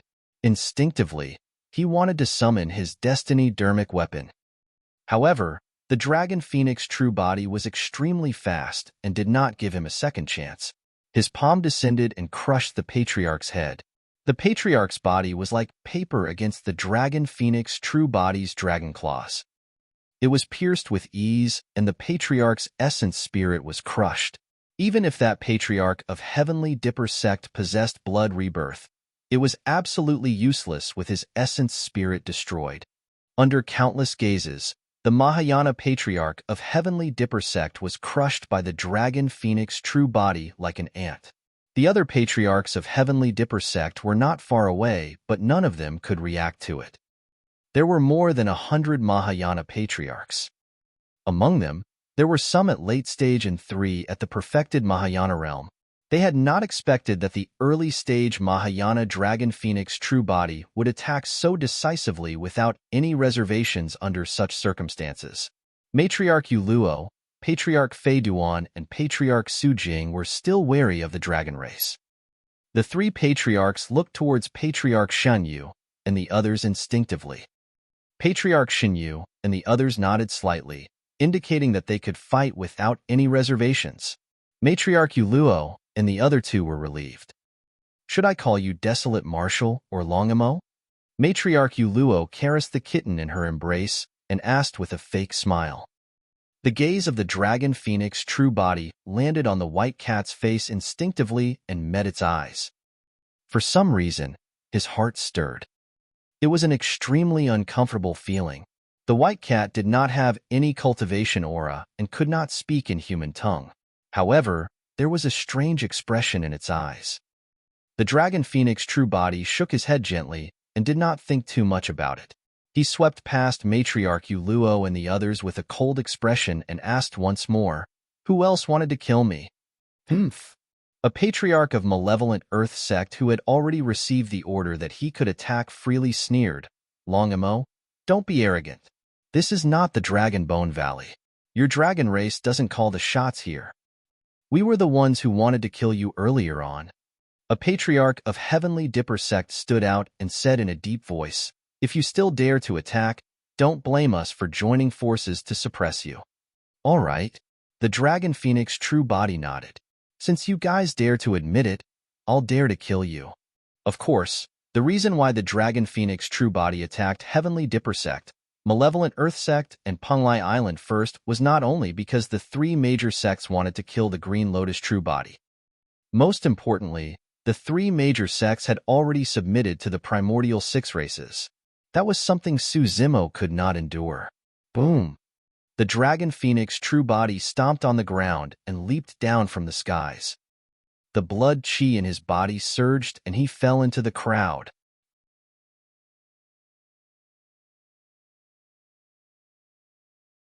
Chapter 1597, 36 Transformations. Chapter 1597, 36 Transformations. The scarlet-haired figure with a berserk aura fell heavily into the crowd, and the living beings of the 10,000 races looked up instinctively with shocked expressions. That was no ordinary crowd. It was a crowd of Mahayana Patriarchs. Those were almost top-tier experts of Tianhuang mainland. Under normal circumstances, any patriarch that appeared would cause the entire cultivation world to tremble. Furthermore, more than 100 Mahayana patriarchs were gathered. Even Patriarch Xinyu and the other 5 of the primordial races did not have the same guts and boldness. If those 100-odd Mahayana patriarchs released a single lesser divine power each, the combined might would be enough to destroy the world. Boom! Scarlet flames burned on the Dragon Phoenix True Body, and he fell into the crowd like a gigantic fireball. Disperse! Many Mahayana patriarchs could sense the power of the flames on the Dragon Phoenix True Body and dodged one after another, not daring to take it head-on. All Mahayana patriarchs were paragons and monster incarnates who had experienced countless life and death battles.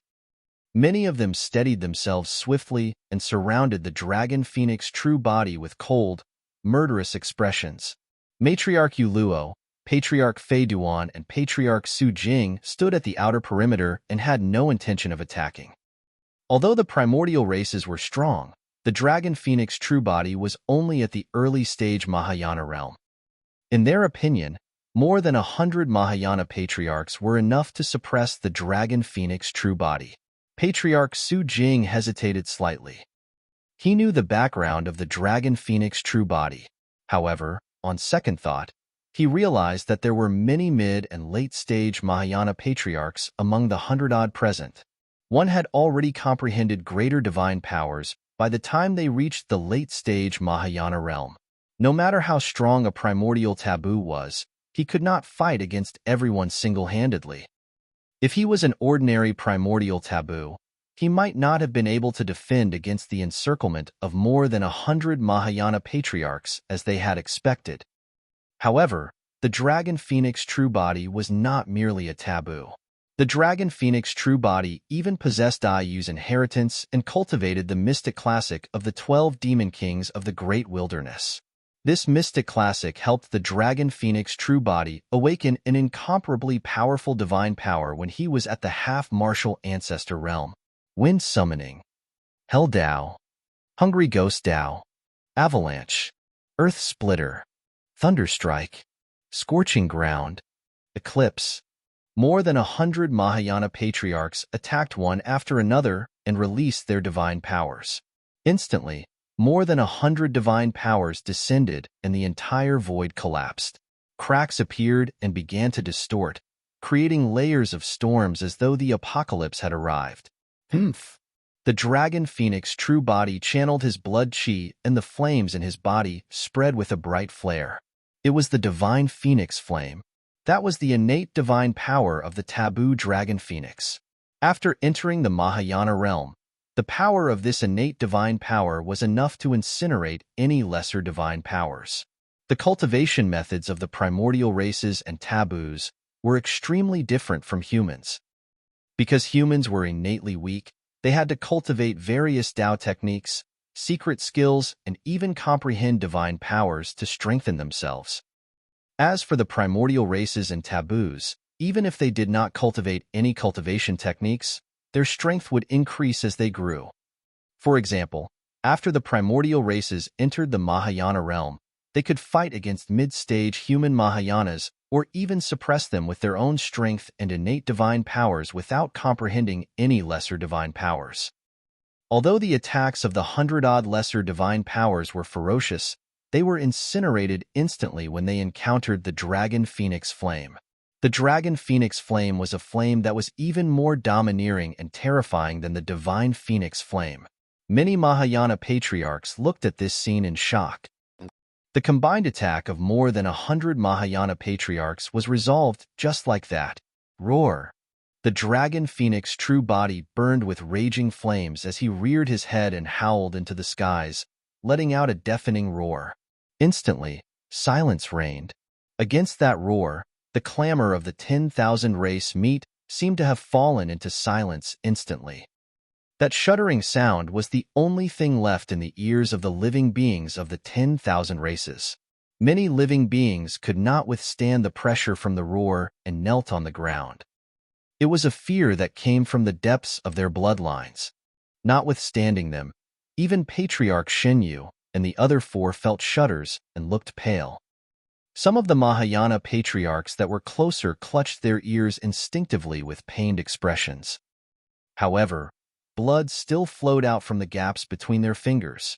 Blood spurted out from their noses and mouths like arrows as well. Bang! Bang! Bang!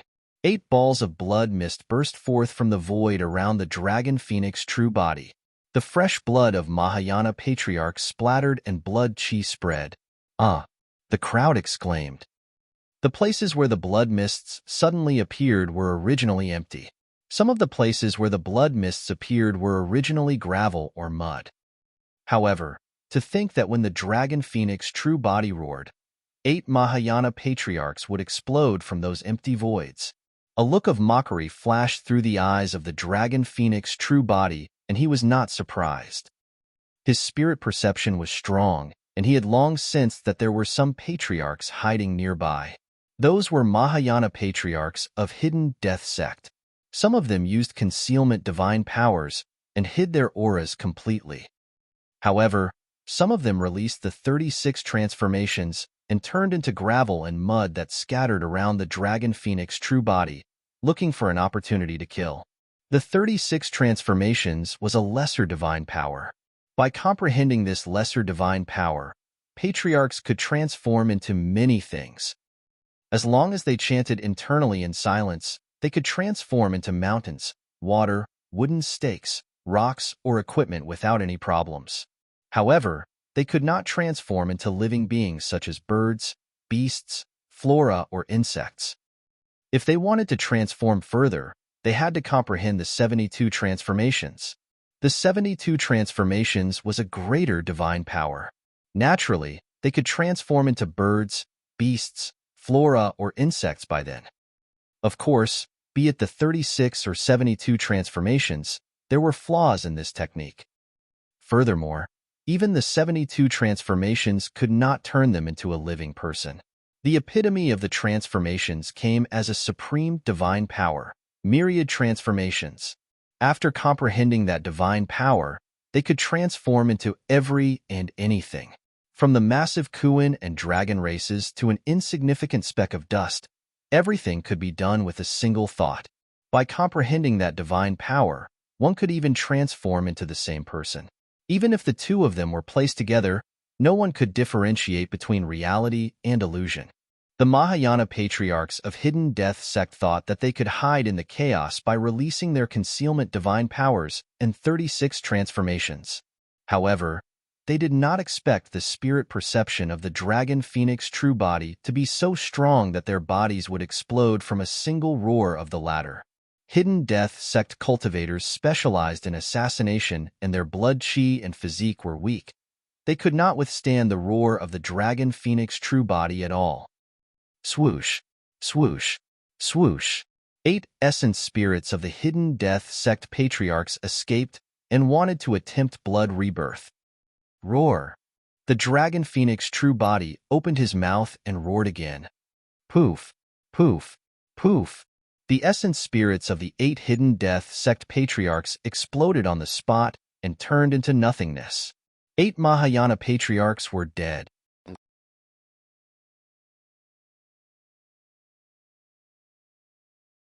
Chapter 1598, Unstoppable.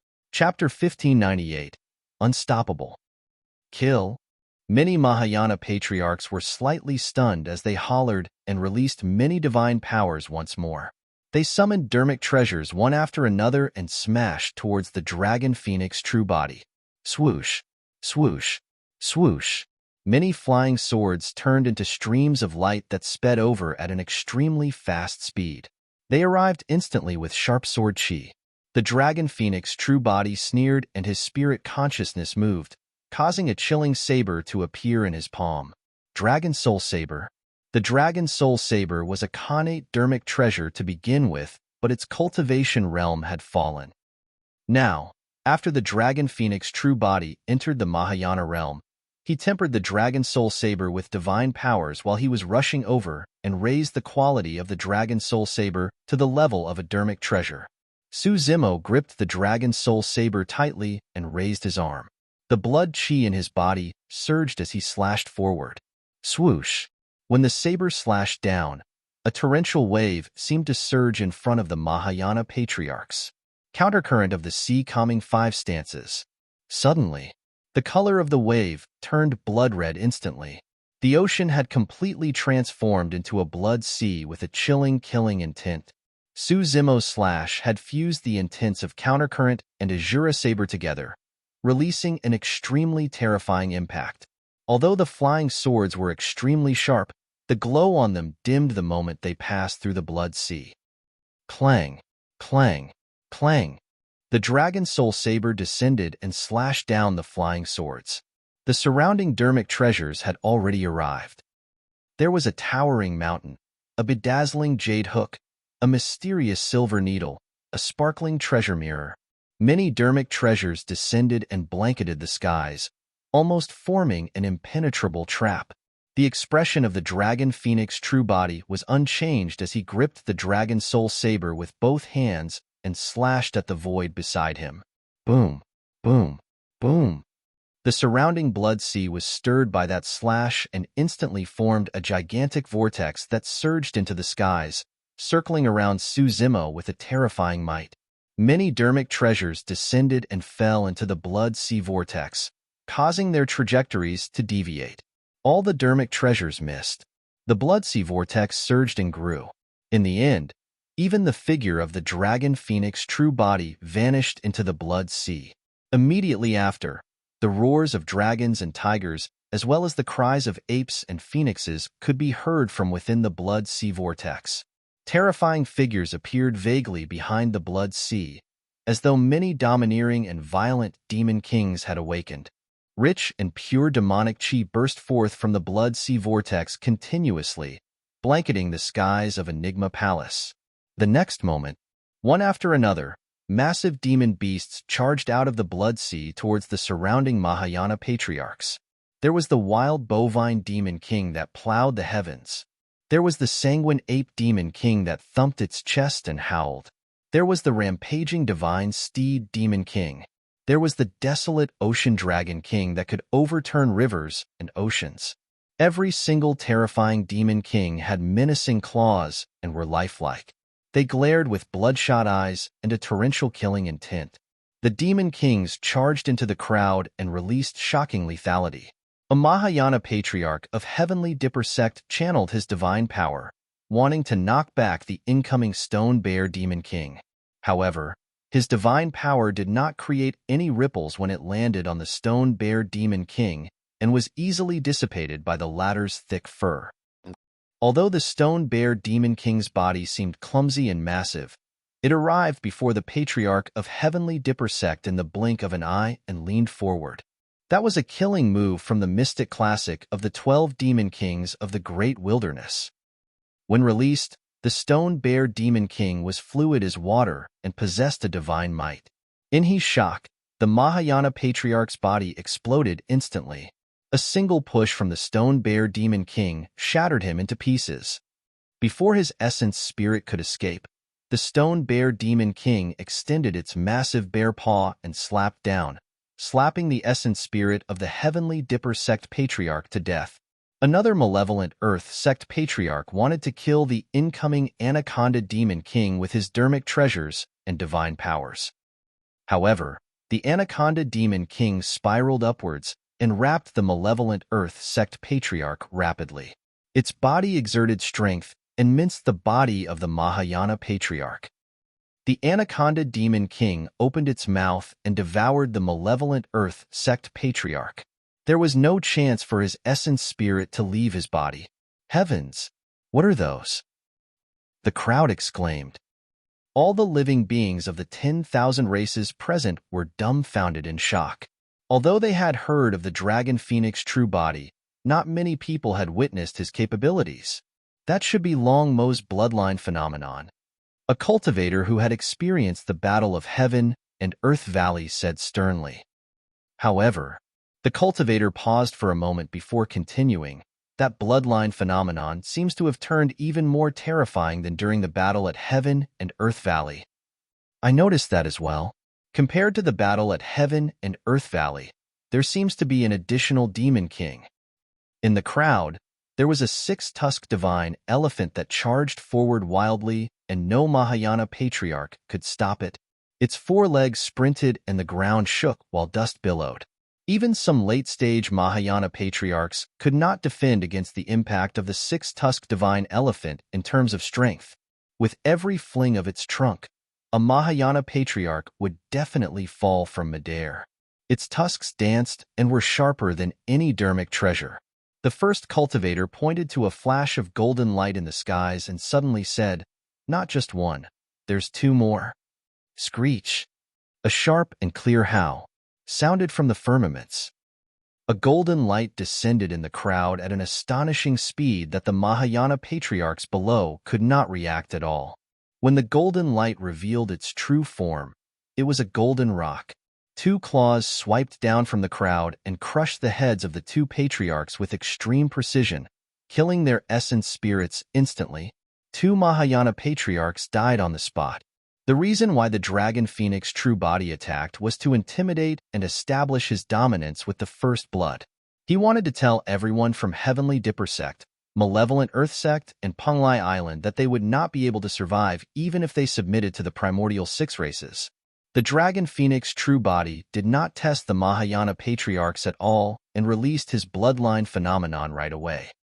The 11 Demon Kings charged into the crowd and killed in all directions with an unstoppable might. Even some late-stage Mahayana Patriarchs did not dare to go against them. Blood gushed out on the battlefield and broken limbs flew everywhere in a tragic manner. This was not the blood of ordinary cultivators. This was the blood of Mahayana Patriarchs. This scene was even more tragic than the fight between the Patriarchs of the Primordial Races and the 17 Mahayana Patriarchs of Enigma Palace. Earlier on, only 7 Mahayana Patriarchs of Enigma Palace died. However, the attack of the Dragon Phoenix true body caused 11 Demon Kings to charge into the crowd and start a massacre. The number of Mahayana Patriarchs from Heavenly Dipper Sect, Penglai Island, and Malevolent Earth Sect decreased significantly. In just dozens of breaths' time, there were less than 100 Mahayana Patriarchs from the 3 super sects remaining. There were even more Patriarchs who were injured. This was an unacceptable loss for the 3 super sects. The reason why they chose to submit to the Primordial Six races was because they wanted to survive. However, they did not expect that they would die even faster. Matriarch Yuluo, Patriarch Fei Duan, and Patriarch Su Jing were enraged. They could no longer stand it and attacked one after another.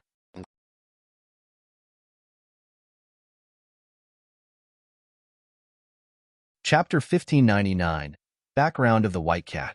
Chapter 1599, Background of the White Cat. All three of them were at the perfected Mahayana realm. To cultivate to the perfected Mahayana realm, one had to comprehend at least 10 greater divine powers. The bloodlines, physiques, and essence spirits of the three of them were many times stronger than the other patriarchs after experiencing the baptism of so many greater divine powers. Matriarch Uluo summoned her destiny-dermic treasure, and it was a sword made of meteorite iron. It was extremely heavy and shone with the glow of stars as it descended like a meteor. Boom! That astral sword descended and pierced the Anaconda Demon King's body, locking it onto the ground. The Anaconda Demon King struggled furiously and roared into the skies, but it could not break free. Before long, the light of the Anaconda Demon King dimmed and its blood chi deteriorated before dissipating into the world. Those demon kings did not descend with their true forms to begin with. They were merely part of the Dragon Phoenix True Body's bloodline phenomenon. Patriarch Fei Duan summoned a fiend saber and beheaded the Wild Bovine Demon King. The Wild Bovine Demon King dissipated as well. Patriarch Su Jing summoned a gigantic gold and silver WYRM scissors and threw it into midair. It even transformed into 2 WYRMs. Snap! Snap! The pair of gold and silver WYRM scissors was extremely sharp. With a crisp sound, the scissors closed and cut the speeding golden rock into two, turning it into nothingness. After a series of attacks, the other demon kings were also on the verge of falling after being attacked by the divine powers and dermic treasures of the Mahayana Patriarchs. They were no longer a threat. Moon-eating heavenly hound. Matriarch Uluo's gaze landed on the Dragon Phoenix True Body, and she released a greater divine power without hesitation. In front of her, a gigantic heavenly hound appeared in the blink of an eye. It had a violent gaze and sticky saliva drooled from its mouth as it glared at the Dragon Phoenix True Body not far away. Clearly, the heavenly hound had already treated the Dragon Phoenix True Body as the moon. It wanted to devour the Dragon Phoenix True Body. Malevolent spirit descent. Patriarch Fei Duan hollered softly and released his greater divine power as well. He channeled his spirit consciousness and seemed to be communicating with the 9 hells. A sinister and pitch-black malevolent aura surged beneath his feet and swiftly formed a tall figure. It was as though a fiend had crawled out from the depths of the 9 hells. The malevolent spirit let out a deep growl. As long as Patriarch Fei Duan's spirit consciousness moved, the malevolent spirit would lunge towards the Dragon Phoenix True Body and rip it into pieces. Ocean-severing slash. Patriarch Su Jing waved his palm, as though he had conjured a saber, and slashed towards Su Zimo's head. There was the saying of using a saber to cut water. When released, even the ocean could be split into 2, let alone water. The Dragon Phoenix True Body had a fearless expression and a burning gaze. Although the 11 demon kings had already dissipated, their demonic chi did not disperse. They surged towards the Dragon Phoenix True Body and changed continuously behind him. Gradually, a terrifying living being was born from the scarlet demonic chi. It was a butterfly. The butterfly spread its blood-colored wings and hovered above Su Zimo's head. There were 2 bright moons imprinted on its wings, looking at Matriarch Uluo and the other 2 like a pair of cold eyes. The butterfly was only around 10 feet wide. No matter how one looked at it, it was extremely ordinary. However, for some reason, when the blood-colored butterfly appeared, the 3 of them, including Patriarch Shenyu and the other 5, felt a sense of trepidation. It was as though a calamity was about to descend upon them the next moment. The heavenly hound was merely conjured by a greater divine power and did not possess sentience. It continued charging towards the Dragon Phoenix True Body murderously. The malevolent spirit swayed its massive body and lunged forward as well. In midair, a cold saber beam descended as though it wanted to slice the ocean into 2. Suddenly, the blood-colored butterfly on the head of the Dragon Phoenix True Body flapped its wings gently. The motion was almost imperceptible. However, it created a shocking storm. The void in front of the Dragon Phoenix True Body distorted, changed, collapsed, and caved in. The heavenly hound that lunged over had already arrived before the dragon phoenix true body.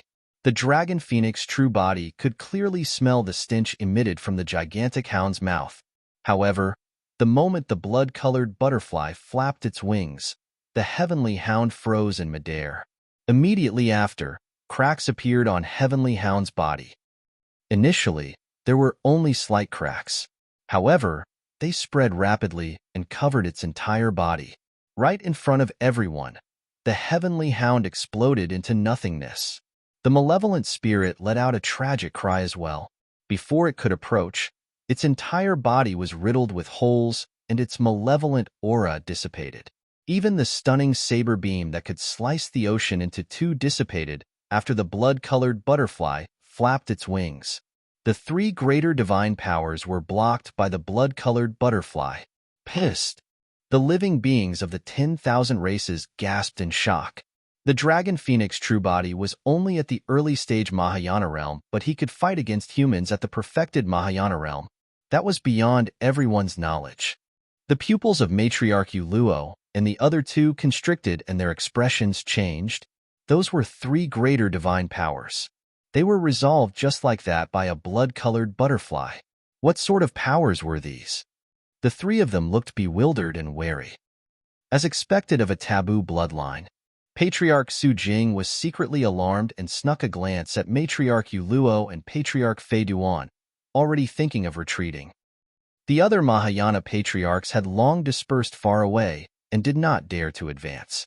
Furthermore, they were prepared to escape at any moment. They could already tell that the dragon phoenix true body was not something they could contend against. Anyone who could cultivate to the Mahayana realm had to experience countless dangers, and nobody wanted to die here. Right then, the blood-colored butterfly on the head of the dragon phoenix true body dissipated gradually and vanished. The realm of the dragon phoenix true body was still too low, and he had only just entered the early stage Mahayana realm. It was already the limit of the power of the mystic classic of the 12 demon kings of the great wilderness for the blood-colored butterfly to defend against three greater divine powers. With a cold expression, Matriarch Luo caressed the white cat in her embrace. Even in this battle, she did not abandon the white cat and carried it in her embrace the entire time. That was because the white cat was her trump card to deal with Desolate Marshal. Initially, she was in no hurry to use it. But now, the strength of the dragon phoenix true body had completely exceeded her expectations, and she did not want to wait any longer. Desolate Marshal? Matriarch Luo lowered her head slightly and caressed the white cat in her embrace with a faint smile. Take a guess, what's the background of this white cat? The dragon phoenix true body narrowed his eyes slightly. Earlier on, he had already sensed that there was something wrong with the white cat. However, he could not pinpoint the exact reason. Speaking of which, it's a coincidence. Matriarch Luo said softly, I came out of seclusion and was prepared to take part in the 10,000 race meet. Along the way, I came across a young lady with decent endowment and wanted to take her in as my disciple. Unexpectedly, she already has a master and rejected me without hesitation. As a Mahayana matriarch, it's rare for me to have thoughts of taking in a disciple. However, I was rejected by a girl at the Void Reversion realm. Wouldn't it be a joke if word of it spread? Matriarch Luo smiled gently. I was a little angry, so I sent a divine power down her way and toured her into a white cat to calm her down. At that point, the expression of the dragon phoenix true body darkened completely. You're tuning in to the Warrior Lore YouTube channel. Don't forget to subscribe and join us on this journey to catch the most captivating stories.